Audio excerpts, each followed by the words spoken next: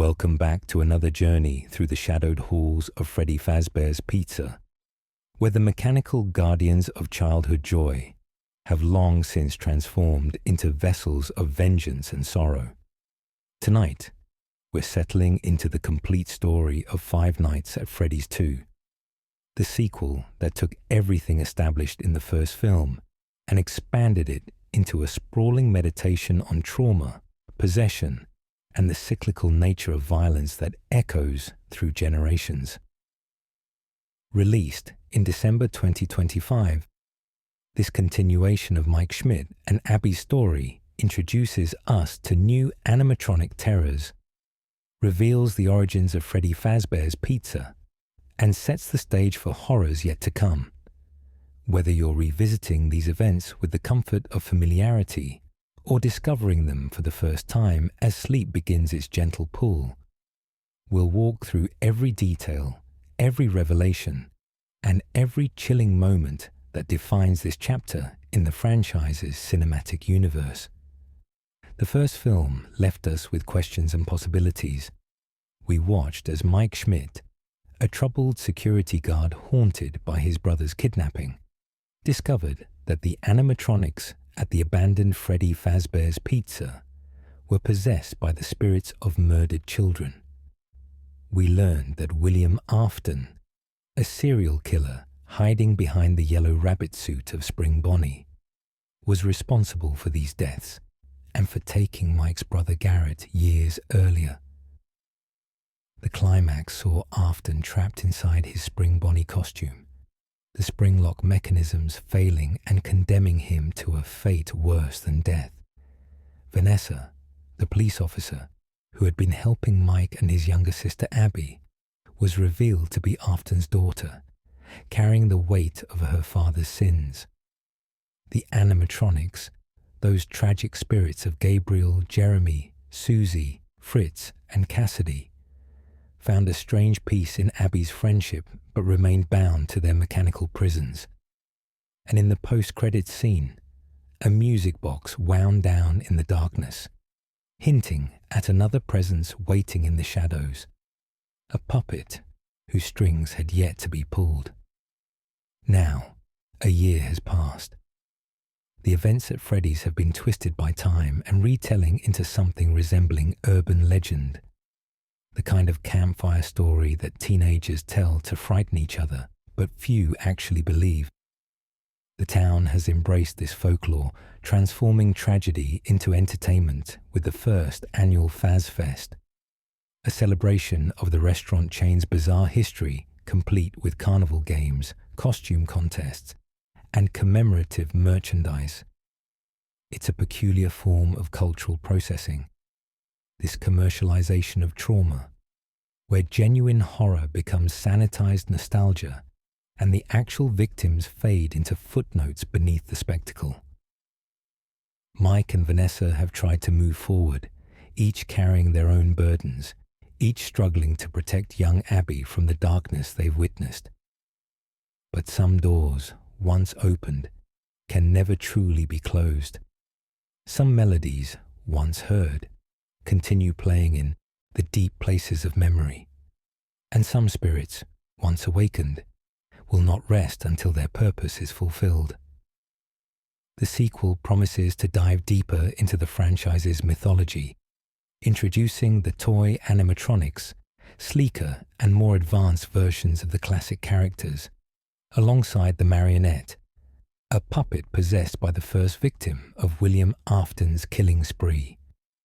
We'll explore the original Freddy Fazbear's Pizza location from 1982, a place where the foundation of all this suffering was laid.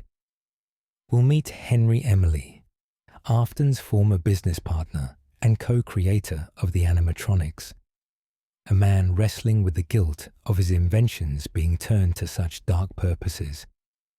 And we'll discover that the Afton family's legacy of horror extends beyond William himself, with new players entering the game to continue what he started.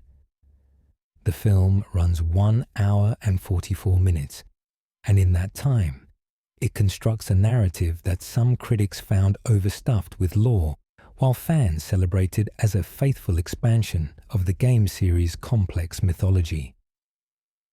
Director Emma Tammy returned to helm this sequel, working once again from a screenplay by series creator Scott Cawthon, who made the controversial decision to split the character of Michael Afton from the games into two separate individuals in the films, creating ripples of debate throughout the fan base.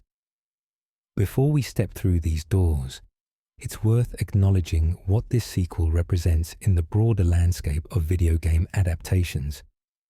The first Five Nights at Freddy's film earned nearly $300 million worldwide despite mixed critical reception, proving that the franchise's dedicated fan base would show up in force to see their beloved characters brought to life through Jim Henson's Creature Shop. The sequel faced the difficult task of satisfying longtime fans hungry for deeper lore while remaining accessible to casual viewers who might have wandered in simply looking for a horror movie experience. According to reports, it succeeded financially, opening to $63 million domestically and ultimately grossing over $178 million worldwide on a budget somewhere between $36 and $51 million. Critics, however, were less kind, with review aggregators showing significant splits between professional critics and audience scores.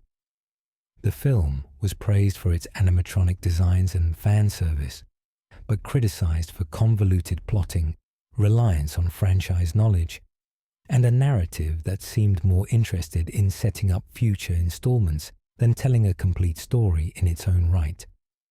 Yet, for those of us who appreciate these tales as explorations of grief, innocence lost, and the ways trauma reverberates through time, there's something compelling in how the film weaves its threads, even when those threads tangle.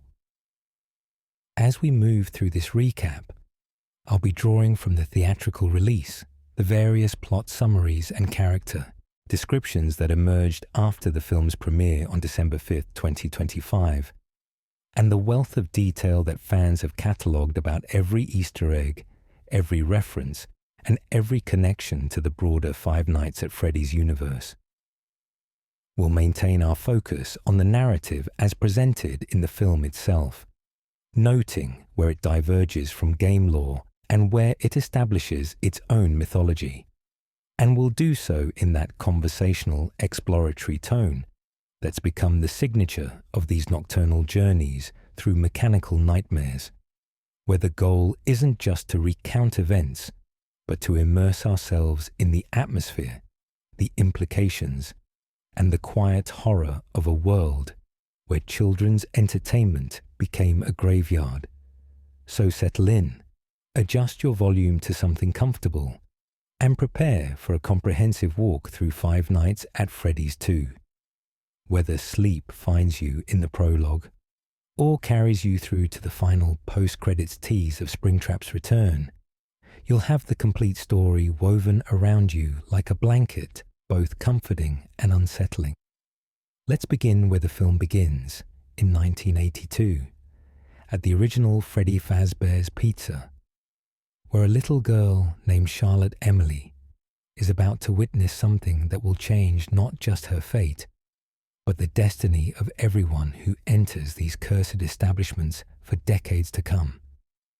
The 1982 prologue. When innocence died at Freddy's.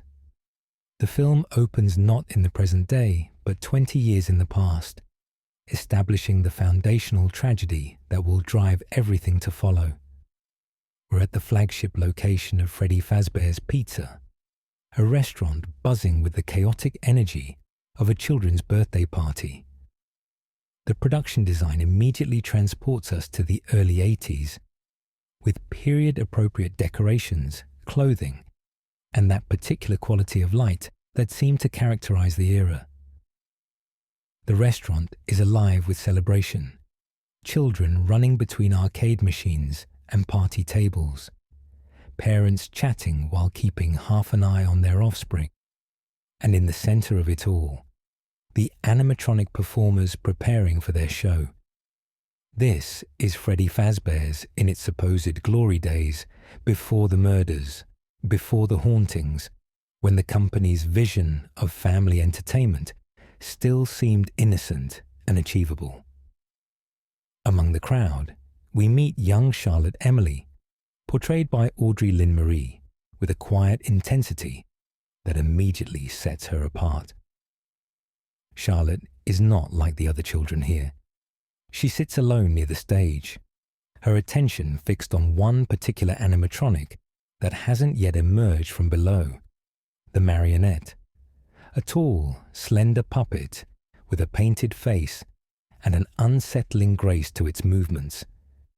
The film establishes that Charlotte has a special fascination with this performer, the other children even referring to it as her spirit parent, in a way that suggests both fondness and a touch of concern.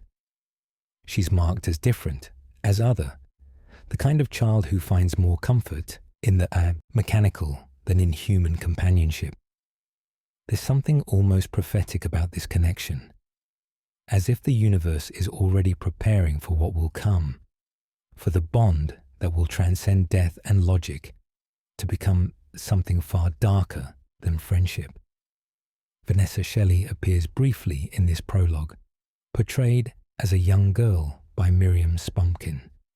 She's Charlotte's friend, one of the few children who doesn't treat Charlotte's oddness with mockery or distance.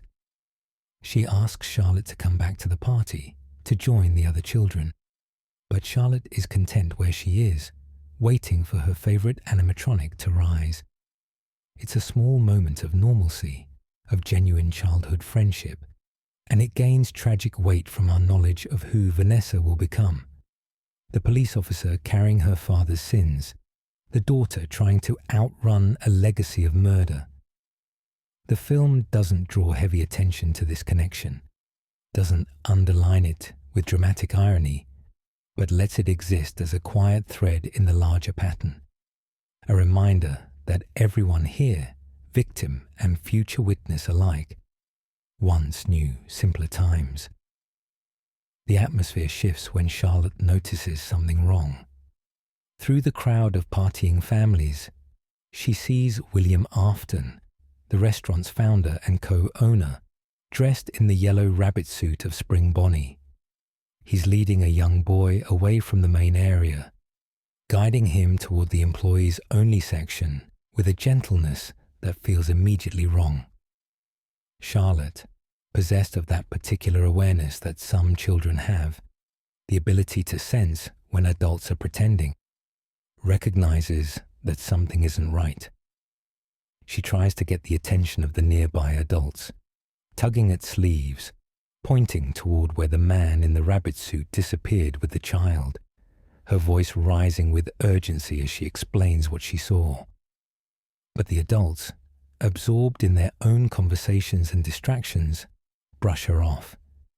They don't listen, don't look, don't take seriously the warnings of a strange little girl who probably just has an overactive imagination. This scene captures something devastatingly real about how predators operate and how communities fail to protect children. The adult's dismissal appears to stem not from malice, but from simple inattention, the kind of well-meaning but ultimately harmful negligence that allows horror to unfold in plain sight. Charlotte's isolation becomes complete in these moments. She's surrounded by people, by noise and celebration, but fundamentally alone in her awareness of the danger. The film suggests that faced with adult indifference, she makes a choice that will define everything that follows. If the adults won't help, she'll save the child herself. Charlotte follows William Afton's path into the back rooms of the restaurant, those liminal spaces where the machinery of entertainment is maintained, where the costumes are stored and the technical work happens away from customer eyes. The film's cinematography shifts here, the warm, party lighting giving way to harsher fluorescence and shadow, the sounds of celebration muffled by walls and distance.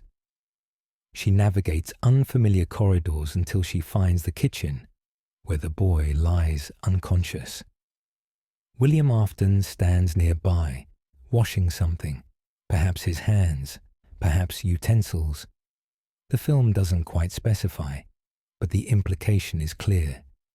He's in the process of attempting to harm or drug this child when Charlotte stumbles upon the scene. What follows demonstrates Charlotte's bravery, even as it seals her fate. William leaves the kitchen briefly, perhaps hearing something or simply stepping away to complete another part of his plan. And in that moment, Charlotte acts. She gathers the unconscious boy in her arms, a child barely older than herself trying to carry another child to safety, and begins making her way back toward the main restaurant. It's a physically demanding task, one that requires all her strength and determination, and she's making progress, slowly but steadily moving toward the sounds of the party, toward help and safety and witnesses who might finally pay attention. But William Afton returns. He appears in the hallway behind her, and the chase begins. Charlotte runs as best she can while supporting the weight of another child, her small legs carrying both of them toward the stage, toward the light and sound and other people. William pursues, no longer pretending, no longer maintaining the friendly facade of Spring Bonnie, but moving with predatory intent.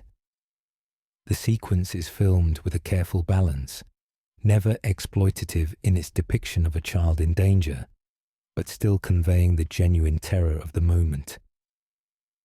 Charlotte reaches the show stage, emerging into the main restaurant area with the boy, and for a brief, shining moment, it seems like she's succeeded. The adults finally notice. The boy begins to wake, confused and groggy. His family rushes forward to embrace him. And then William Afton's knife finds Charlotte's back. Not once, but multiple times, the stabbing brutal and quick. Charlotte screams, a sound that cuts through the party noise and brings everything to a horrified standstill. She collapses, the injury too severe, her small body unable to withstand the trauma. The film handles this with restraint, never showing graphic violence but making the horror clear through reaction shots, through the spreading stain on Charlotte's clothing, through the way adults finally snap into action but far too late. The boy she saved is reunited with his family. Charlotte, the hero who no one listened to, dies on the show stage of Freddy Fazbear's Pizza, her last moments witnessed by a crowd that failed her. Then comes the supernatural element that defines the entire franchise.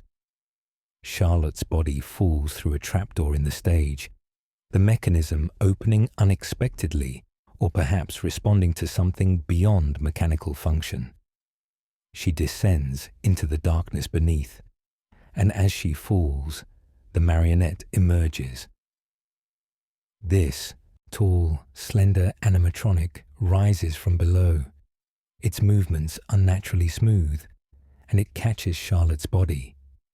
In the film's mythology, this appears to be the moment of possession, when Charlotte's spirit, unable or unwilling to move on, bonds with the very animatronic she loved so much in life. The marionette cradles her corpse with what reads as tender care, the painted face showing no expression, but somehow conveying profound sorrow through body language and positioning alone. It's a powerful visual, one that establishes the marionette as something different from the other animatronics we've encountered, more graceful, but also more tragic. The prologue concludes with authorities investigating the scene, with Charlotte's father, Henry Emily, played by Skeet Ulrich in brief appearances, devastated by his daughter's death. The official conclusion, we're told through title cards or dialogue, is that no one was directly responsible for Charlotte's death, a convenient fiction that allows Fazbear Entertainment to suppress the scandal. William Afton, who we know committed the murder, escapes without arrest. The restaurant closes. Yes, but not permanently. Other franchise locations open shortly after, the company moving forward despite what happened here, or perhaps because of it, using the closure of this flagship location to distance themselves from the tragedy while continuing to profit from the Freddy Fazbear brand elsewhere. But something remains in this building, now abandoned. Charlotte's spirit, fused with the marionette, waits. And her waiting is not peaceful. It's angry. It's aware. And it remembers every face that ignored her pleas, every adult who dismissed her warnings and allowed both her and that boy to face danger alone. The seeds of vengeance are planted in 1982, and they will take 20 years to germinate before finally blooming into the horror that will consume the present-day narrative. The prologue establishes the marionette as the film's primary antagonist, but it also asks us to understand her as a victim, a child who tried to do the right thing and was punished for it in the most absolute way possible. This duality, monster and martyr, predator and prey, will define everything the marionette does in the rest of the film. As the title card transitions us to 20 years later, to October 2002, the echo of Charlotte's screams still seems to hang in the air. We've witnessed the origin, the moment when childhood innocence collided with adult evil, and something fundamentally broke in the fabric of this place. The original Freddy Fazbear's Pizza is now a tomb, sealed and forgotten, but not empty, never empty. The marionette sleeps in the darkness, held in check by a music box that plays an endless, soothing melody. But music boxes wind down eventually, and when they do, what has slept will wake hungry, will wake angry, and will remember everything. A year later, the world of Faz Fest, and moving forward, when we rejoin the world of 5, Nights at Freddy's, it's been a full year since the events that nearly claimed Mike Schmidt's life and revealed the terrible truth about his brother Garrett's disappearance. The calendar reads October 2002, and the town where our story unfolds has undergone a curious transformation in the intervening months. What happened at Freddy Fazbear's Pizza, the deaths and the possessions, and the confrontation with William Afton in the Spring Bonnie suit, has not remained secret. The truth leaked out somehow, spread through communities the way these things do, passing from witness to rumour to embellished tale. But rather than creating lasting horror or driving people away from anything associated with the franchise, the stories have been metabolized by popular culture and transformed into something stranger, a kind of campy local legend that people half believe and half dismiss as creative exaggeration. This cultural phenomenon has given birth to FazFest, the town's first annual celebration of Freddy Fazbear's bizarre and bloody history. The film opens its present-day narrative with images of this festival taking shape. Banners hung between streetlights, showing cartoonish versions of Freddy, Bonnie, Chica, and Foxy. Vendors setting up booths to sell Fazbear-themed merchandise, everything from cheap plastic masks to vintage posters that might or might not be authentic. A stage being constructed for costume contests and performances. The entire town appears to be leaning into this strange heritage, treating the restaurant chain's dark past, the ways some communities treat local ghost stories or historical scandals, as something to be commodified and celebrated rather than mourned or feared. It's a fascinating social phenomenon. This transformation of tragedy into entertainment, and the film doesn't explicitly condemn or endorse it, but simply presents it as the reality these characters now navigate. There's something almost postmodern about FazFest, this self-aware engagement with horror that acknowledges the deaths and disappearances while simultaneously treating them as fodder for fun. One could interpret this as commentary on how we process collective trauma, how communities find ways to domesticate the frightening by making it familiar, by turning the monster into a mascot. But it also creates an eerie backdrop for the film's events, a reminder that while most people are playing at fear, treating the animatronics as amusing relics, those who actually survived encounters with them know better. Mike Schmidt, portrayed once again by Josh Hutcherson, with that particular blend of weariness and determination, is doing his best to build a normal life for himself and his sister Abby. He's no longer working as a security guard, that career path having lost its appeal after near-death experiences with possessed animatronics.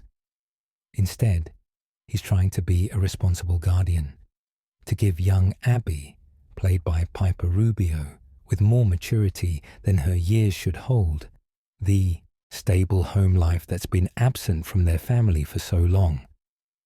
The dynamic between Mike and Abby has deepened since the first film. They've shared trauma. They've faced the impossible together. And while that's created a bond, it's also left scars. Abby speaks of the animatronics as her friends, referring to Freddy, Bonnie, Chica, and Foxy with genuine affection and longing, wanting to see them again, to know that they're okay.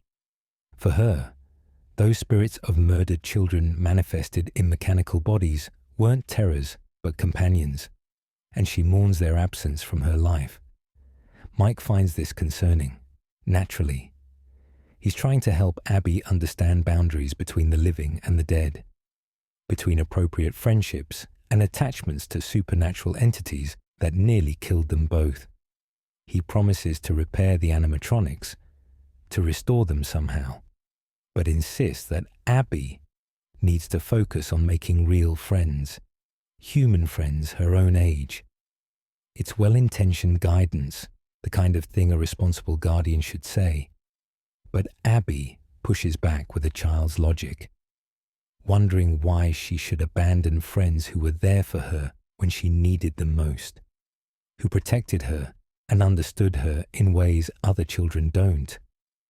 The conversation captures a central tension that will drive much of the plot.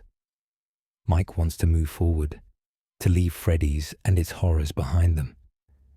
Abby wants to look back, to maintain connections that most would consider deeply unhealthy, but that for her represent genuine caring and acceptance.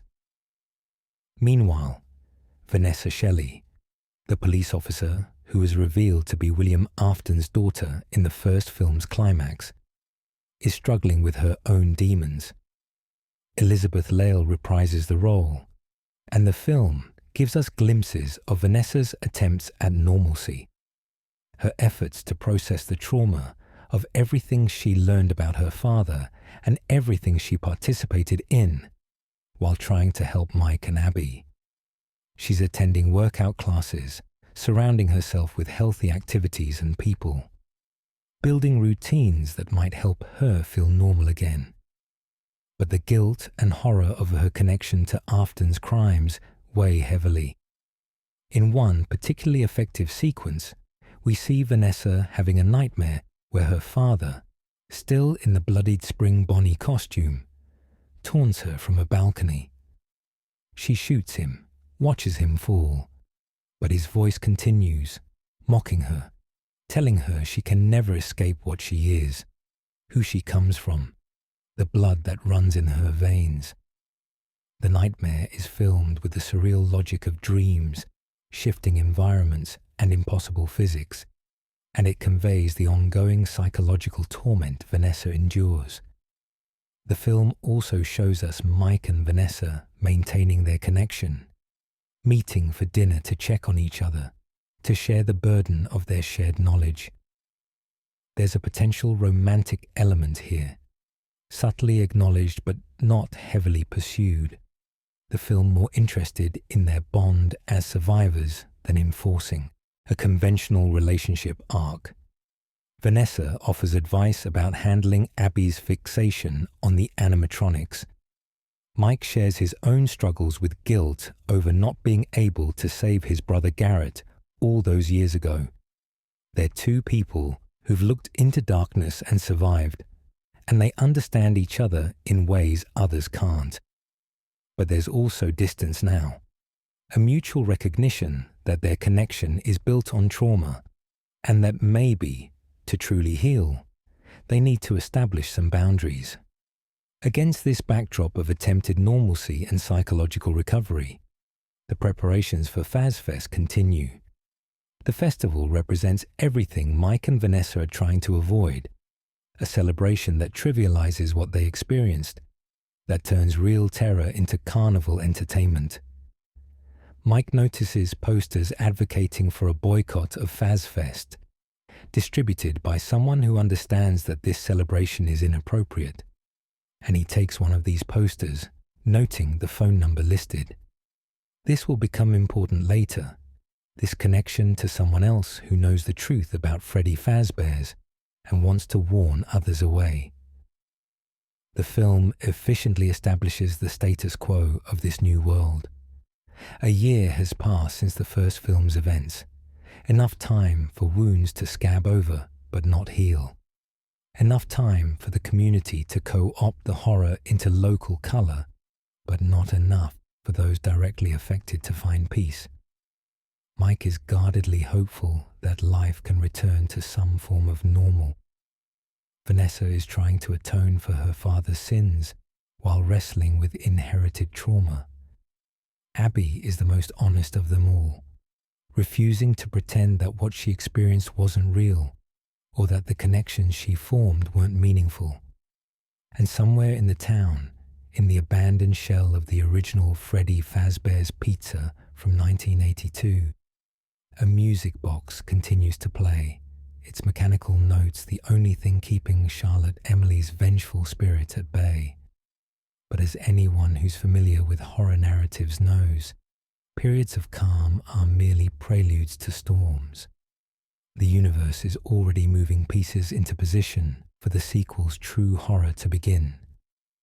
A paranormal investigation show called Spectral Scoopers is heading toward town, drawn by the legends that have made Freddy Fazbear's Pizza a location of interest for ghost hunters and thrill seekers. A security guard at the original location, someone we haven't met yet, is making plans of his own. And deep in her mechanical prison, Charlotte Emily's consciousness stirs, perhaps sensing that after 20 years of containment, freedom is approaching. The music box plays its lullaby, but even the most reliable mechanisms eventually fail, and when they do, the sleeping giant will wake with decades of rage to release. The calm won't last. FazFest is approaching, bringing crowds and celebration to a town that should be mourning. Abby's longing for her animatronic friends will lead her back to places she shouldn't go. And the past, that 1982 tragedy that set everything in motion, is about to reach forward into the present with fingers of rust and wire, dragging everyone back into the nightmare they thought they'd escaped. The year since the first film's events has been, in some ways, a holding pattern, a collective breath held while waiting to see if the horror was truly over. The film's opening movement answers that question with mounting dread. It was never over, it was only sleeping. And now, as October deepens and FazFest banners wave in the autumn wind, the awakening begins, the Spectral Scoopers investigation lured into darkness. The true horror of Five Nights at Freddy's 2 begins not with Mike or Abby or Vanessa, but with three strangers who wander unknowingly into a trap set by someone who understands exactly what lurks in the abandoned restaurant. The film introduces us to the Spectral Scoopers, a team of paranormal investigators who host a low-budget ghost hunting show, the kind of series that plays on streaming services or late-night cable, capturing the attention of believers and serving as background noise for skeptics. Lisa, the host and apparent leader of the group, is played by McKenna Grace with enthusiasm and genuine curiosity. She's flanked by her cameraman Alex, portrayed by Teo Briones, and equipment specialist Rob, played by David Andrew Calvillo. They're young, energetic, and excited about the opportunity that's been presented to them, a chance to investigate the original Freddy Fazbear's Pizza location from 1982, a place that's been sealed and forgotten for 20 years, but has recently become central to local legend. We first see the Spectral Scoopers on Mike and Abby's television screen during a quiet evening at home. Abby watches their show with interest, perhaps recognizing in their enthusiasm for the supernatural something that resonates with her own experiences. The episode being broadcast showcases their typical format, investigating supposedly haunted locations with thermal cameras and voice recorders, asking questions into empty rooms, and reacting with excitement to any anomalous readings or unexplained noises.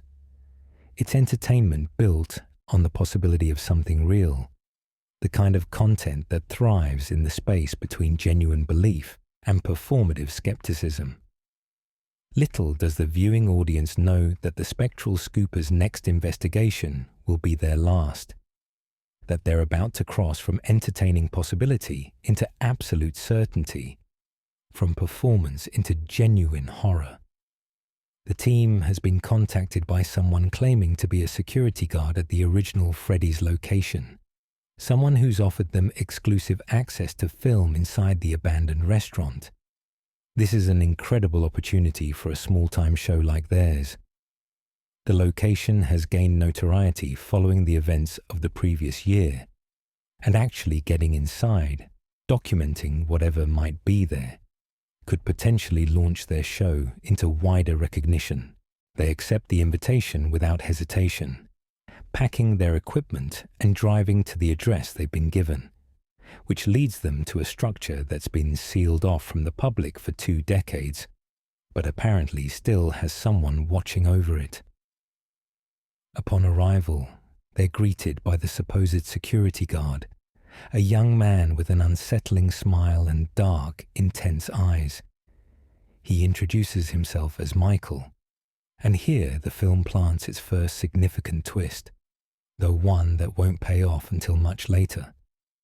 When Lisa initially calls him Mike, perhaps assuming this is short for Michael, he quickly corrects her with an emphasis that feels almost aggressive. "Call me Michael," he insists, the distinction apparently important to him.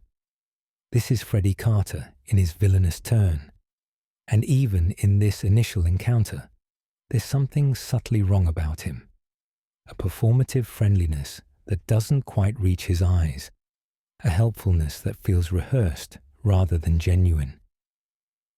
Michael leads the Spectral Scoopers into the restaurant, unlocking doors and guiding them through a building that's been touched only by decay since its closure. The production design here deserves recognition. The original Freddy Fazbear's Pizza has been left to rot. The bright colors of its 1982 incarnation faded to sickly pastels, the celebration frozen in mid-motion by abandonment. Decorations still hang from walls. Birthday party tables remain set as if guests might arrive at any moment, and the arcade machines stand silent, their screens dark, their promised entertainment long since exhausted. There's a particular melancholy to abandoned spaces designed for children's joy, and the film captures this effectively, the wrongness of seeing these cheerful environments consumed by dust and shadow. Michael plays the role of tour guide, showing them the main dining area where the original animatronics once performed. He pulls back the stage curtain to reveal Freddy Bonnie, and Chica, all covered by protective tarps but still present, their forms recognizable beneath the fabric. Lisa asks about Foxy, noting the absence of the fourth primary character, and Michael explains, with what seems like genuine sadness, that Foxy was turned into a take-apart and put-back-together attraction, something that apparently didn't work out well for the animatronic. We'll learn later that this damaged, mangled version of Foxy, appropriately nicknamed Mangle, still exists somewhere in the building. But Michael doesn't elaborate now, keeping some secrets close. The group begins to split up to cover more ground, and this is where Michael's plan starts to unfold.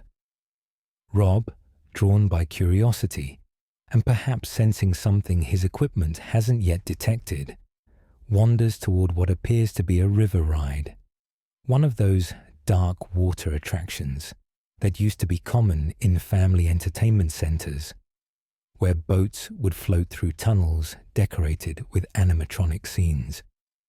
He peers into the darkness of the tunnel, his flashlight beam cutting through shadow but revealing little. The film builds tension here through sound design, distant drips of water, the creaking of old mechanisms, and underneath it all, a melody so faint it might be imaginary, the sound of a music box playing somewhere in the building's depths. Meanwhile, Michael is showing Alex around the Kids' Cove area, pointing out various features while maintaining his unsettling hospitality. And Lisa, following the sound that has drawn her attention, finds herself descending into the basement level of the restaurant, moving beneath the show stage where, in the 1982 prologue, Charlotte's body fell through the trapdoor. She's tracking the source of music, following that melody through darkened corridors until she discovers a room that seems to have been set up as some kind of storage or maintenance area. And there, sitting on a shelf or table, is the music box, still playing, still winding down, its mechanism nearly at the end of its tune. Here's where the film's understanding of horror timing comes into play. Lisa, curious and not recognizing danger, reaches out and stops the music box, silencing it. For a moment, there's absolute quiet.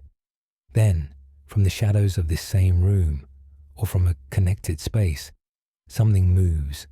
The marionette emerges, and this is our first full look at the film's primary antagonist in the present day. The design is remarkably faithful to the game series, a tall, slender animatronic with a painted face showing rosy cheeks and tear tracks running from its hollow eyes. It moves with an unnatural grace, not the jerky mechanical motion of the other animatronics we've seen, but something smoother, almost liquid, as if not quite bound by the same physical laws. The puppet strings that give it its name hang from above, but they don't seem to control its movements so much as follow them, an inversion of normal puppet dynamics. Lisa's scream cuts through the abandoned restaurant, and Alex, hearing his friend in distress, abandons Michael and runs to find her. But the layout of the building works against him, the corridors twisting in ways that make navigation difficult, especially in darkness with only a flashlight for illumination. He's calling out to Lisa, following the direction of the scream, when something drops from above. Mangle, that twisted, mangled version of Foxy that Michael mentioned earlier, descends from ceiling spaces where it's been lurking, its exposed endoskeleton and multiple heads creating a nightmare image that breaks the familiar pirate fox design into something genuinely horrifying. The attack is brutal and quick.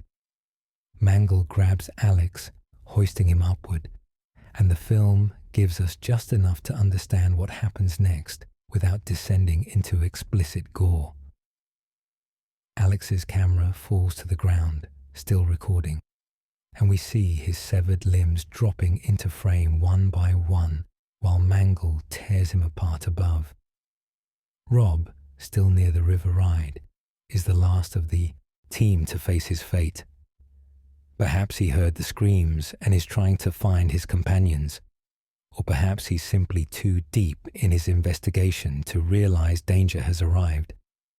He loses his balance somehow, or something causes him to fall, and he tumbles into the dark water of the river ride. The impact of hitting the water shocks him, the cold and sudden immersion disorienting, and when he surfaces, gasping, he realizes he's not alone in the water. The tunnel is lined with miniature versions of the Marionette, small puppet figures that have been part of the ride's decoration for decades. As he watches, they begin to disappear from their positions, dropping into the water around him like predatory fish. His flashlight flickers, adding strobe-like uncertainty to what he's seeing. When the light stabilizes, he realizes the puppet figures have surrounded him, closing in beneath the surface. They pull him under, and the water churns and darkens with blood. His death perhaps the most brutal of the three, despite being largely implied rather than shown. Michael, meanwhile, has made his way to the basement after the screams began. He enters the room where the Marionette attacked Lisa and finds her body, or what remains of her consciousness, standing in a way that's fundamentally wrong. Lisa is still alive, technically, but she's no longer in control of her own form. The Marionette has done something to her, has invaded her or merged with her, or possessed her in a way that transforms the human body into a vessel for the ghost's will. When Michael addresses the figure, he doesn't call it Lisa. He speaks to it as Charlotte, welcoming her back, acknowledging her awakening. This is our first clear confirmation that Michael knew what would happen when someone turned off the music box, that he deliberately lured the Spectral Scoopers here to serve as sacrifices or tools for Charlotte's release. Charlotte, speaking through Lisa's body, but with a voice that echoes with supernatural overtones, charges at Michael. He flees, his facade of friendliness finally dropping, revealing genuine fear beneath. He escapes the building, gets into the Spectral Scoopers' van, and drives away, leaving 3 bodies in the abandoned restaurant and unleashing something that's been contained for 20 years. The Marionette, riding in Lisa's meat puppet, discovers the limits of her freedom almost immediately. There's a perimeter failsafe built into the animatronics at this location, a wireless security protocol that prevents them from leaving the building. Charlotte can control Lisa to some degree, can move her body and use her as an interface with the world, but she cannot simply walk Lisa out the front door and into freedom. She needs someone to disable that security measure, to input a code that will remove the digital chains binding her to this place. The film intercuts this sequence with brief flashes back to the Schmidt household, where Abby and Mike are continuing their evening, unaware that anything has happened. We see Abby's room, decorated with drawings she's made of the animatronics, her artistic expression channeling her attachment to those spirits she befriended. We see Mike preparing dinner, trying to create normalcy, trying to be the parent figure Abby needs. The contrast between their domestic scene and the horror unfolding at the original Freddy's creates dramatic irony. The audience aware of approaching danger, while the characters exist in temporary peace. It's a quiet moment before the storm, the last breath before everything accelerates into chaos. The Spectral Scoopers' investigation, meant to be an exciting episode for their show, has instead become a massacre that's activated the film's primary threat. 3 young people, with their whole lives ahead of them, have been brutally killed, their deaths serving as fuel for Charlotte Emily's resurrection and rage. Michael Afton, revealed as something more than a simple security guard, has set events in motion that he clearly intends to use for his own purposes, though what those purposes are remains unclear. The Marionette, after 2 decades of imprisonment, is awake and actively seeking freedom, possessing human hosts to extend her reach beyond the building's walls. The music box that kept her sleeping has been silenced, and there's no reason to believe anyone will be able to, or even think to wind it back up. The horror that began in 1982 with Charlotte's death has been unleashed into 2002, and its first priority, the film suggests, will be finding a way out of this building so it can pursue the real targets of its vengeance, the adults who ignored a little girl's warnings and allowed her to die alone trying to save someone else's child. The sequence ends with a shot of the abandoned restaurant from outside, the building dark and seemingly quiet, giving no indication of the carnage within or the supernatural threat now stirring in its depths. But we know better. We've seen what's been awakened. And as the film transitions back to Mike and Abby's storyline, there's a creeping dread in the knowledge that these two worlds, the domestic and the horrific, are about to collide in ways that will threaten everyone our protagonists care about. Abby's connection with the toy animatronics. The Science Project. The film's next movement focuses on young Abby Schmidt and the chain of events that will bring her directly into Charlotte's plan for freedom. We rejoin Abby at school, where she's working on a science project that's apparently required for an upcoming fair or class presentation. Her teacher, Mr. Berg, portrayed by Wayne Knight, with the kind of petty authority that makes certain educators memorable for all the wrong reasons, is less than impressed with Abby's effort. The project, as presented, seems to be a robotics-based creation, perhaps an attempt to build or demonstrate a simple animatronic mechanism, something that reflects Abby's continuing fascination with the mechanical friends she made at Freddy Fazbear's Pizza a year earlier. Mr. Berg's criticism goes beyond constructive feedback into something more mean-spirited. He makes pointed comments about the quality of Abby's work, dismisses her explanations, and in a moment that feels deliberately cruel rather than accidentally clumsy, he breaks part of her project. Whether this destruction is intentional or genuinely accidental, the result is the same. Abby's science fair project, which she's presumably spent significant time and effort on, is ruined, and her teacher offers no apology, no assistance in repairing it, just a dismissal that suggests the failure is entirely her fault.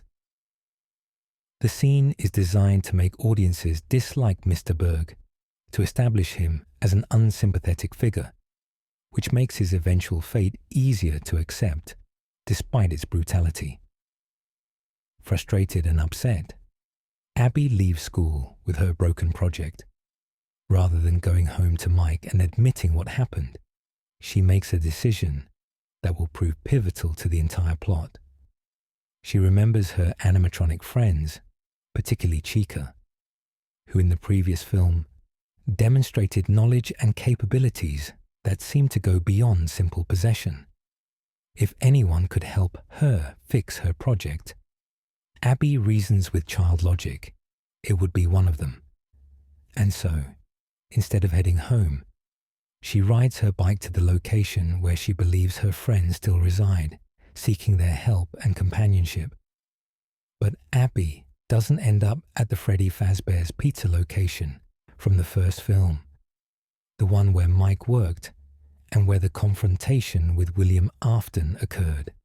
Instead, she finds her way to the original location, that 1982 building where the Spectral Scoopers were just massacred and where the Marionette now stirs freshly awakened and seeking freedom.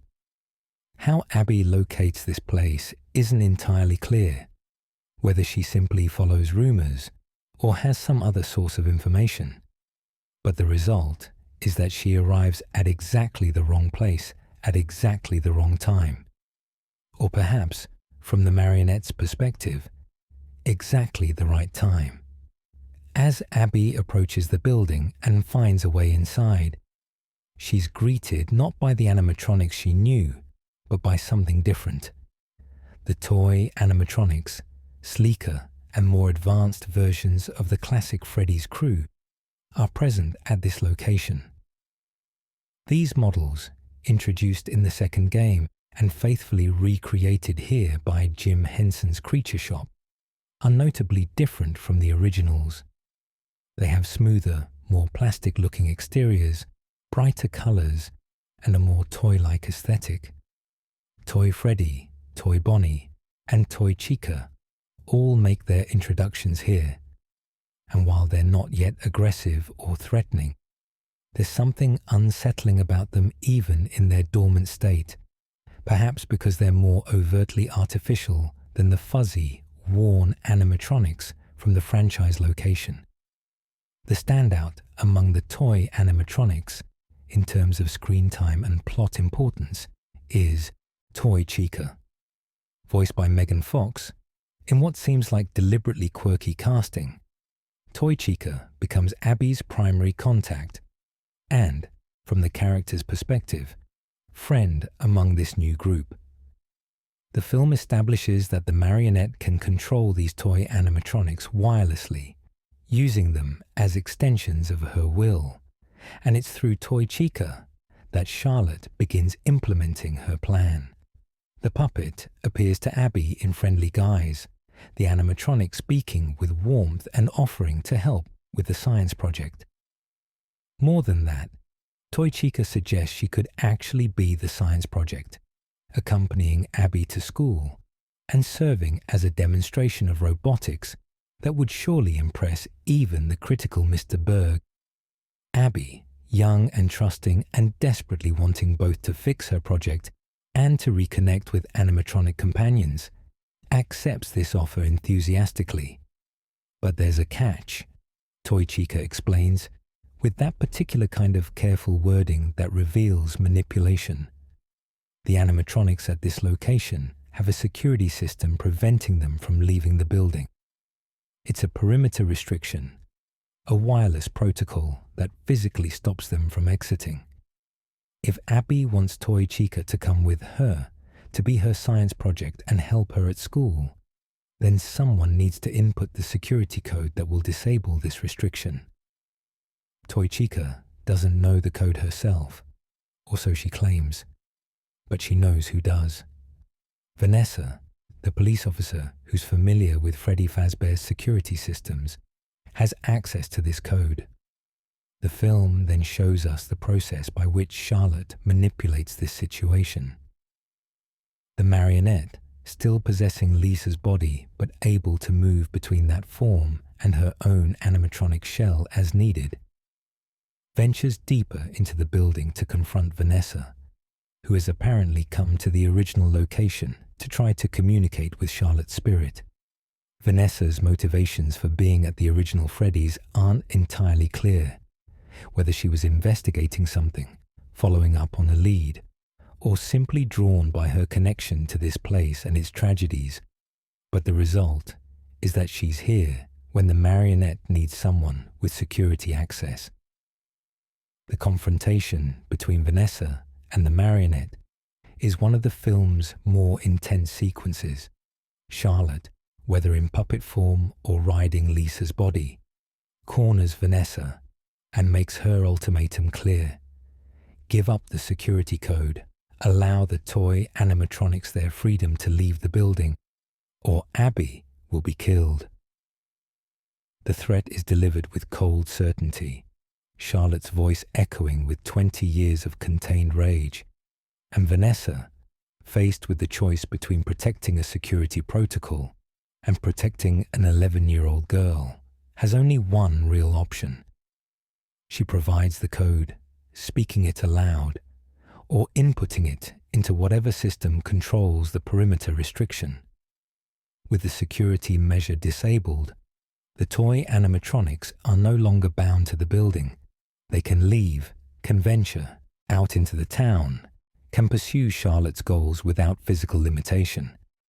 But Charlotte doesn't immediately release Vanessa. The marionette, having gotten what she needed from the police officer, decides Vanessa is no longer useful in her current free state. The film shows the marionette rendering Vanessa unconscious, or constraining her somehow, keeping her as a prisoner within the original Freddy's location while the plan proceeds. Abby, unaware of the violence and manipulation happening elsewhere in the building, receives the good news. Toy Chica tells her the code has been obtained, the security has been disabled, and now they're free to leave together. Abby is thrilled. Her broken science project transformed into something much more impressive, an actual functioning animatronic that will accompany her to school. She doesn't question how this miracle occurred, doesn't wonder about the ethics or logistics of bringing a presumably valuable piece of restaurant equipment to a middle school science fair. She's a child who's being told her wish has been granted. And children, especially children who've experienced trauma and formed attachments to unusual companions, don't always think through the implications of getting what they want. The sequence ends with Abby and Toy Chica leaving the original Freddy's location together. The young girl leading the animatronic on her bike, heading back toward town and toward the school where Mr. Berg awaits the next day's science presentations. Behind them, still trapped in the building, Vanessa struggles against whatever binds her, aware now that something terrible has been set in motion, but unable to stop it or warn anyone. And inside the building, the marionette watches them go, Charlotte's plan progressing exactly as intended. She's been patient for 20 years, patient through 2 decades of isolation and containment. But now the pieces are moving.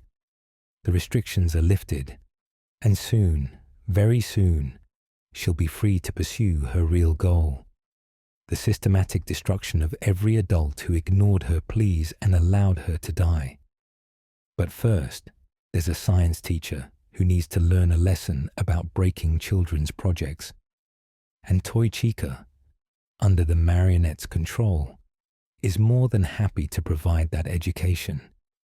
The seemingly innocent storyline of a child trying to fix her school project has become the vehicle through which Charlotte Emily's vengeance will enter the wider world, and none of the adults who should be protecting Abby have any idea what's been unleashed until it's far too late to stop it. The marionette's possession powers and Toy Chica's first kill. The film's horror escalates significantly with the next sequence, which takes place at Abby's school and introduces both the extent of the marionette's powers and the brutal efficiency with which the toy animatronics can kill when controlled by Charlotte's vengeful spirit. This is where Five Nights at Freddy's 2 earns its PG-13 rating, pushing the boundaries of what can be shown while still maintaining mainstream accessibility. Abby arrives at school the following day, excited to present her science project to Mr. Berg and the class. As promised, Toy Chica is with her. The animatronic, having apparently spent the night at Abby's home, or having somehow been stored nearby. The logistics of this aren't fully explored, the film more interested in moving its plot forward than in explaining every practical detail of how a child manages to transport a full-size animatronic. But we can assume that Abby's determination and the animatronic's own capabilities solved whatever logistical challenges existed. Mr. Berg, seeing Abby's new project, is initially skeptical. This is clearly not the same broken creation he dismissed yesterday, and he likely suspects Abby of having gotten help from an adult, or of having somehow obtained a pre-built demonstration model.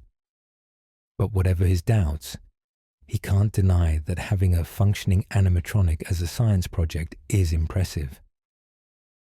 Toy Chica, under the Marionette's control but performing as instructed, goes along with the presentation, allowing Abby to explain her robotics concepts while the animatronic demonstrates various movements and capabilities. The presentation goes well initially. Abby's classmates are impressed. Mr. Berg is grudgingly forced to acknowledge the quality of what's being shown, and for a moment, it seems like Abby's gambit has paid off, that she'll receive the recognition and grade she deserves. But then Mr. Berg does something that seals his fate. Whether motivated by suspicion about the animatronic's origins, by a desire to prove it's somehow fake, or simply by the same mean-spirited impulse that led him to break Abby's original project, he reaches out and grabs the animatronic doll, claiming he needs to examine it more closely.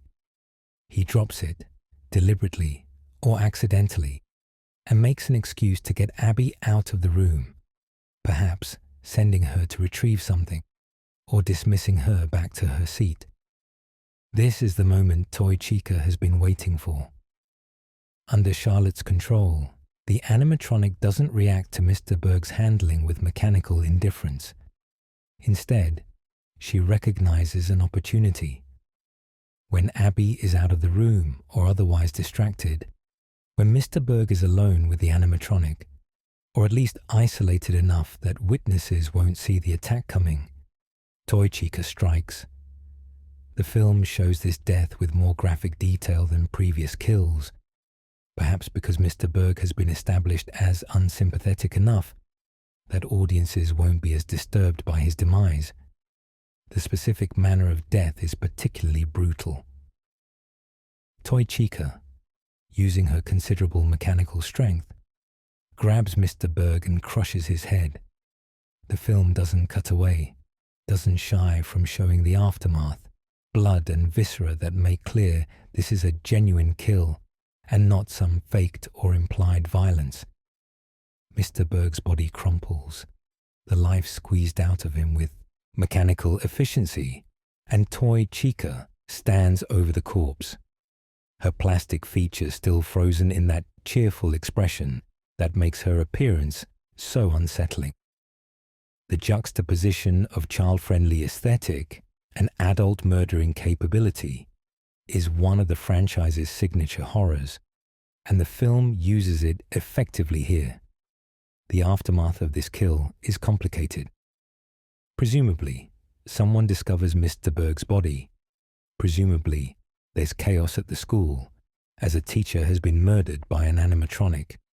But the film doesn't spend much time on these immediate consequences. Instead, it focuses on Abby's reaction and on the fact that Toy Chica is now free to leave the school and begin her real mission.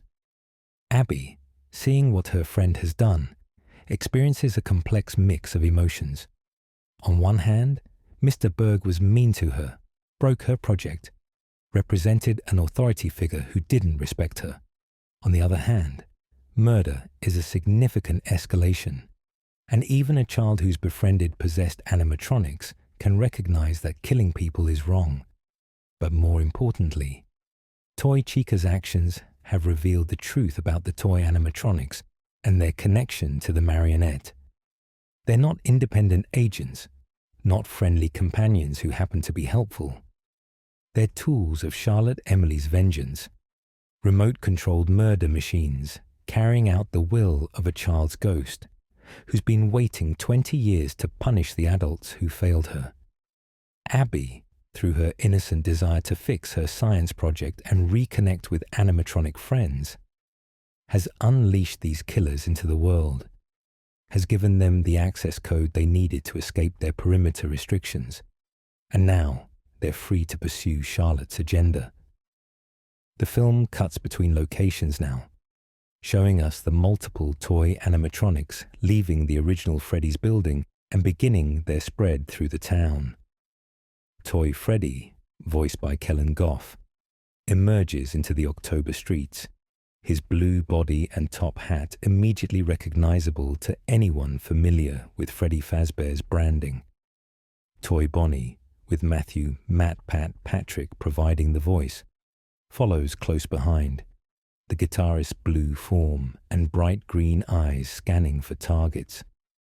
The toy animatronics are hunting, and their targets are specifically adults, the grown-ups who represent those original party-goers who ignored Charlotte's warnings. Charlotte's powers, as demonstrated through her control of these animatronics, appear to be considerable. The film shows her seeing through their eyes, speaking through their voice boxes, and coordinating their movements with precision. The wireless control she exerts seems absolute, turning each toy animatronic into an extension of her will, and her possession abilities extend beyond machines, as we've already seen with Lisa. The Marionette doesn't just control machines, she can inhabit human bodies, taking them over and using them as vessels. When Charlotte possesses someone, their appearance changes in distinctive ways. Their eyes glow with an unnatural light. Their faces take on the tear track markings that mirror the Marionette's painted cheeks, and their movements become jerky and puppet-like, as if strings invisible to normal eyes are pulling their limbs. The film also reveals that the Marionette can hide inside other animatronics, specifically inside Toy Chica. There's a sequence where Toy Chica's torso opens, and the slender form of the Marionette emerges from inside, having used the larger animatronic as both transportation and camouflage. This ability to nest inside other mechanical bodies makes Charlotte even more dangerous, more unpredictable, harder to contain or confront, because she's not limited to a single form or location. As the toy animatronics begin their rampage through town, the film shows us brief vignettes of their attacks. Families in their homes, hearing strange noises and finding Toy Freddy breaking through their doors, the animatronic's cheerful appearance contrasting with the murderous intent in his movements. A mother and child encountering Toy Bonnie in what should be a safe space. The Blue Rabbit's guitar now a weapon of threat rather than entertainment. These sequences are quick, flashing between multiple locations to convey the scope of the threat, to show that this isn't one animatronic in one place, but a coordinated assault across the entire community. The FazFest decorations and celebrations that have been building in the background now become grimly ironic. The town is having a festival celebrating Freddy Fazbear's Pizza, just as actual animatronics from the franchise are actively killing people in their homes. It's a commentary on how communities domesticate trauma, how the commercialization of horror can blind people to its genuine danger. Everyone's wearing Freddy masks and playing Fazbear-themed games, while the real monsters walk among them, and nobody recognizes the threat because they've convinced themselves it's all just entertaining mythology. Mike and Vanessa, separately, begin to realize something is wrong. Mike notices that Abby hasn't come home from school at the expected time. He tries calling the school, tries tracking her down, and starts to learn about the incident with Mr. Berg, about an animatronic being present at the school, about chaos and death that matches the pattern he hoped he'd escaped a year ago. Vanessa, if she's managed to escape her confinement at the original Freddy's, or if someone finds and frees her, immediately recognizes the severity of what's happening. She knows about Charlotte, knows about the Marionette, understands that the perimeter code being compromised means the toy animatronics are now loose and active. The sequence ends with Mike and Vanessa both independently coming to the same realization. They need to find Abby They need to understand what's been unleashed, and they need to find a way to stop it before the body count rises further. But stopping the Marionette isn't as simple as shutting down machines or cutting power. Charlotte Emily's spirit isn't bound by normal mechanical limitations. She's fueled by 20 years of rage, by the memory of being ignored while trying to save a life, by the injustice of dying alone and unavenged while adults partied mere feet away. And now, finally free of her confinement, she has no intention of stopping until every adult who represents that failure has been punished.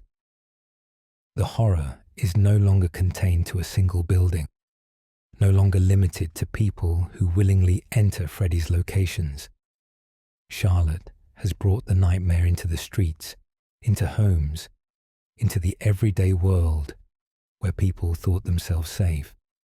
And Abby, the innocent child who just wanted to fix her science project and reconnect with friends who understood her, has become the unwitting catalyst for this escalation, the key that unlocked the door separating past horror from present catastrophe.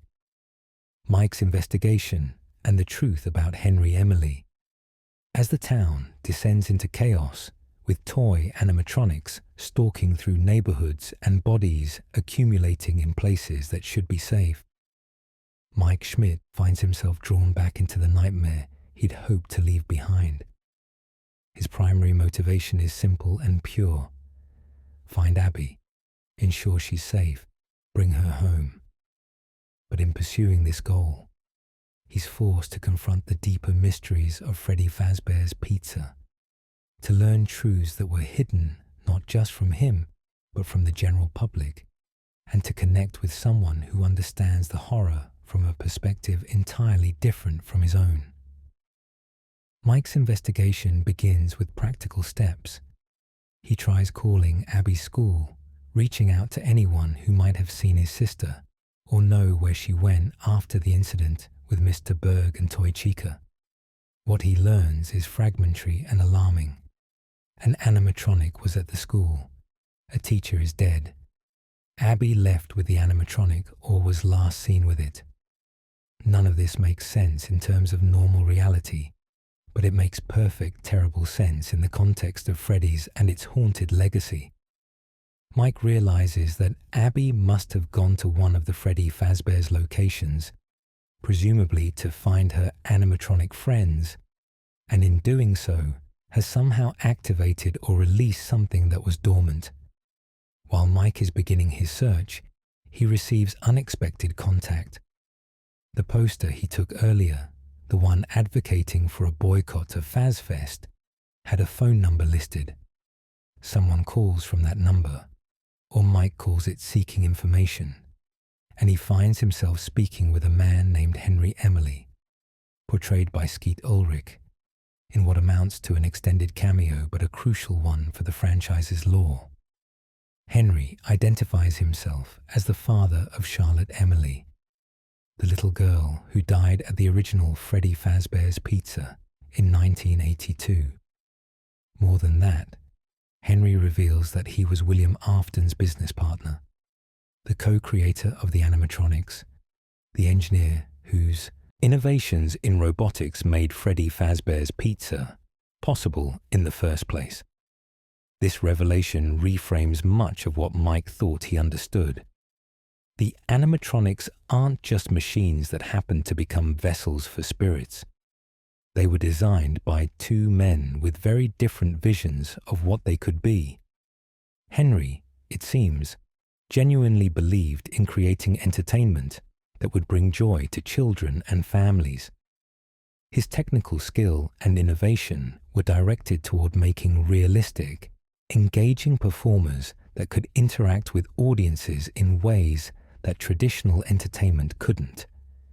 He didn't anticipate that his partner would twist these creations into tools for murder, that William Afton would use the very suits Henry designed as disguises for predatory behavior. The film, through Skeet Ulrich's performance, gives Henry the weight of a man who's been living with profound guilt for decades. He created the technology that made the animatronics possible. His partnership with Afton gave the killer access, credibility, and opportunity.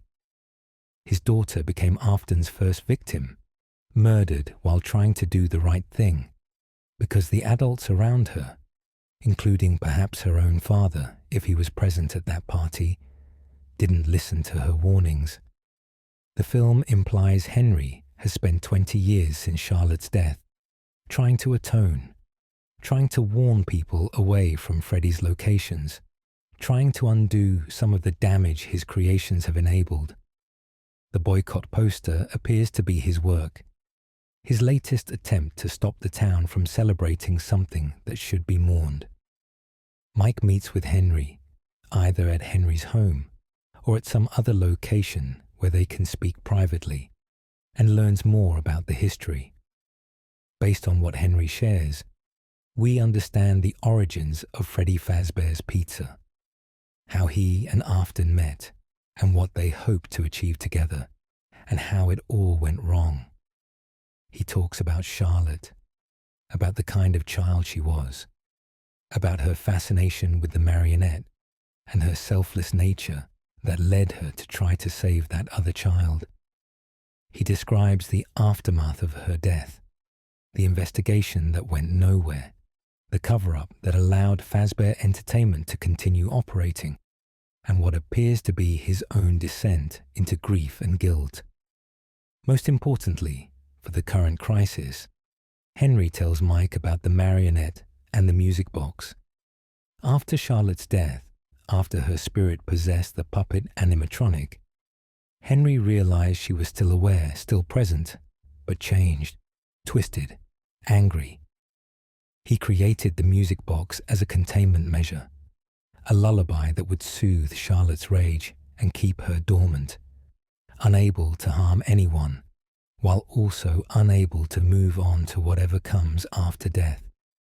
For 20 years, that music box has played in the basement of the original Freddy's location, keeping Charlotte asleep, keeping the marionette contained. But now someone has stopped the music, has awakened her, and Henry knows exactly what that means. Henry gives Mike a music box, identical to, or perhaps a copy of the one that was keeping Charlotte dormant. He explains that playing this near Charlotte, getting her to hear the melody that her father once used to put her to sleep when she was alive, might calm her spirit enough to temporarily free anyone she's possessing or controlling.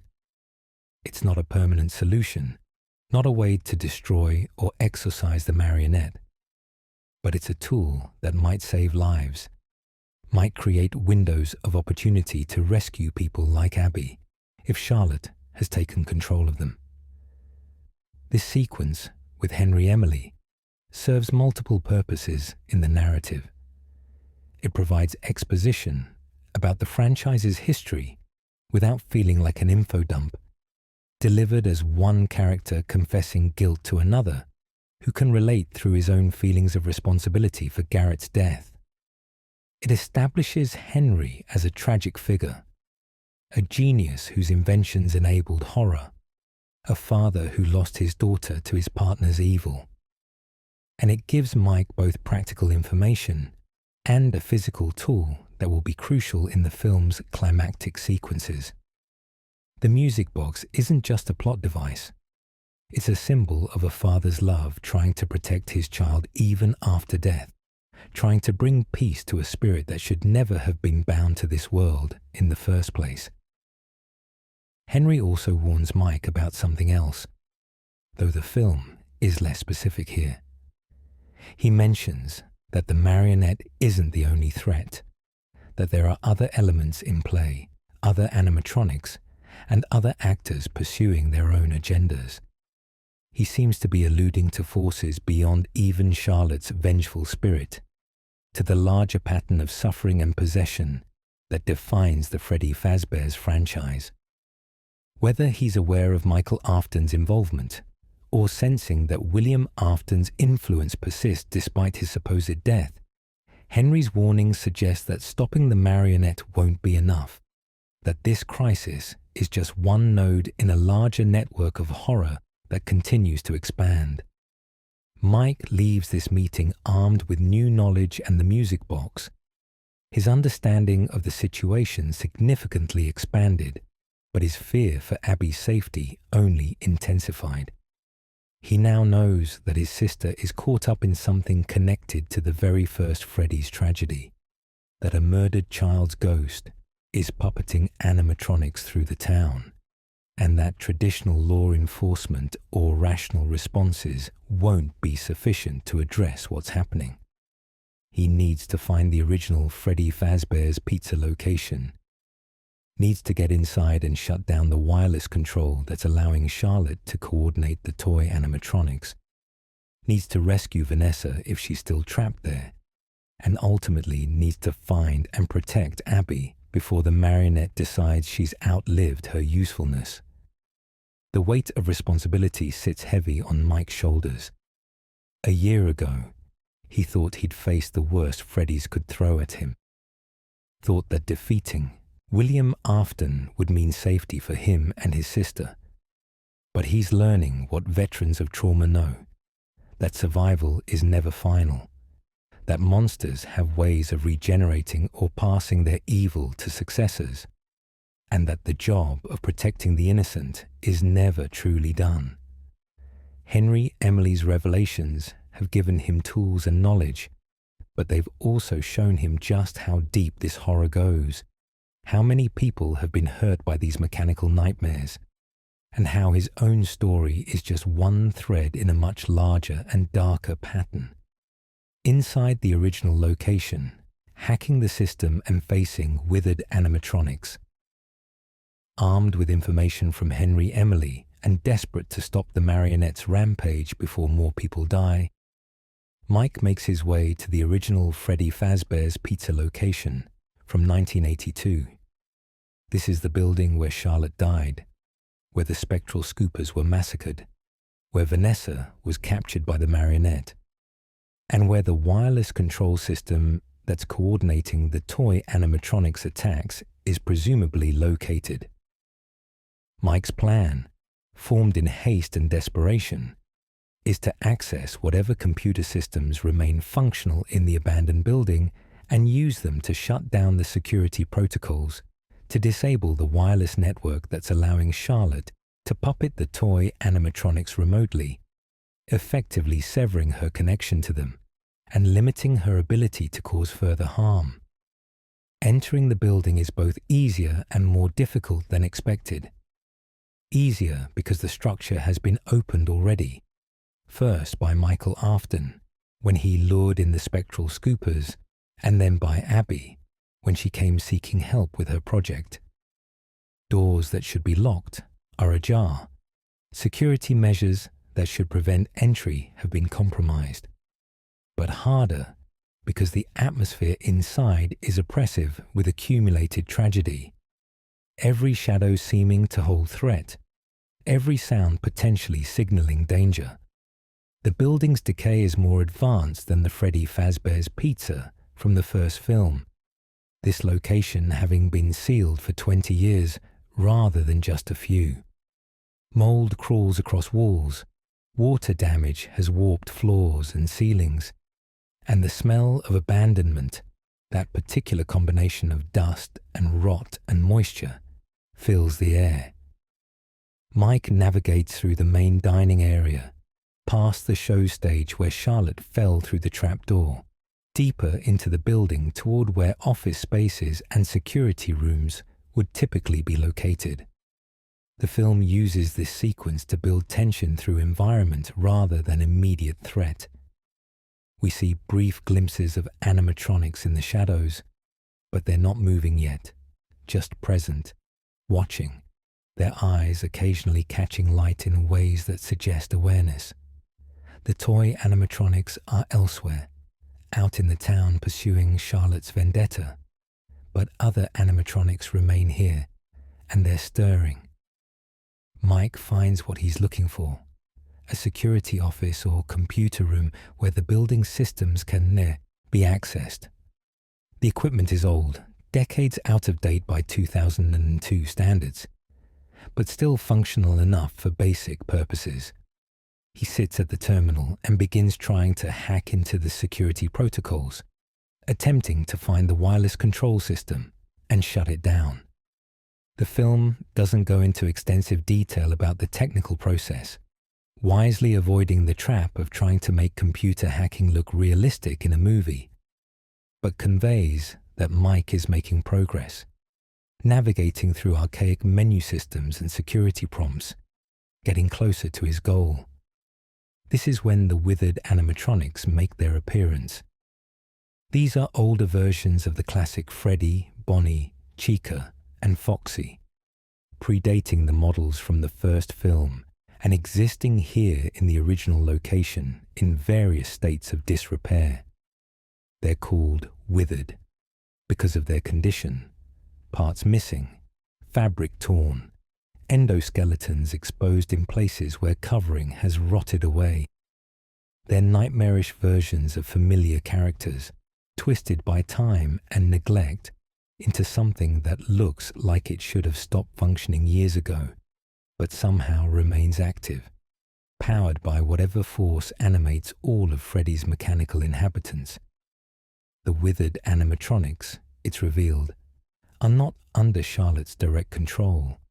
They're possessed by something else, perhaps echoes of earlier victims, perhaps simply animated by the accumulated agony that permeates this place.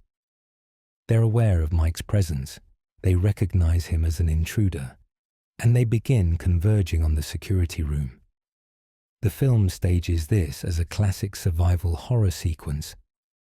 Mike trying to complete his task on the computer while threats close in from multiple angles. The player having to balance offensive and defensive actions while racing against time. Withered Freddy is the first to reach the room, his damaged form appearing in the doorway with almost no warning. Mike barely has time to grab a Freddy Fazbear mask, one of those promotional items that used to be given to children at parties, and pull it over his head. This is a reference to a mechanic from the second game, where wearing a Freddy mask tricks most animatronics into thinking you're one of them, into passing you by without attacking. The tactic works. Withered Freddy's hand inches from Mike's head before the mask causes the animatronic to hesitate and move past, confused or deceived into thinking Mike is just another empty costume. But when Withered Foxy enters, the mask trick fails. Some of the withered animatronics, the film establishes, aren't fooled by this simple deception. They're smarter or more aware, or simply less concerned with attacking their own kind.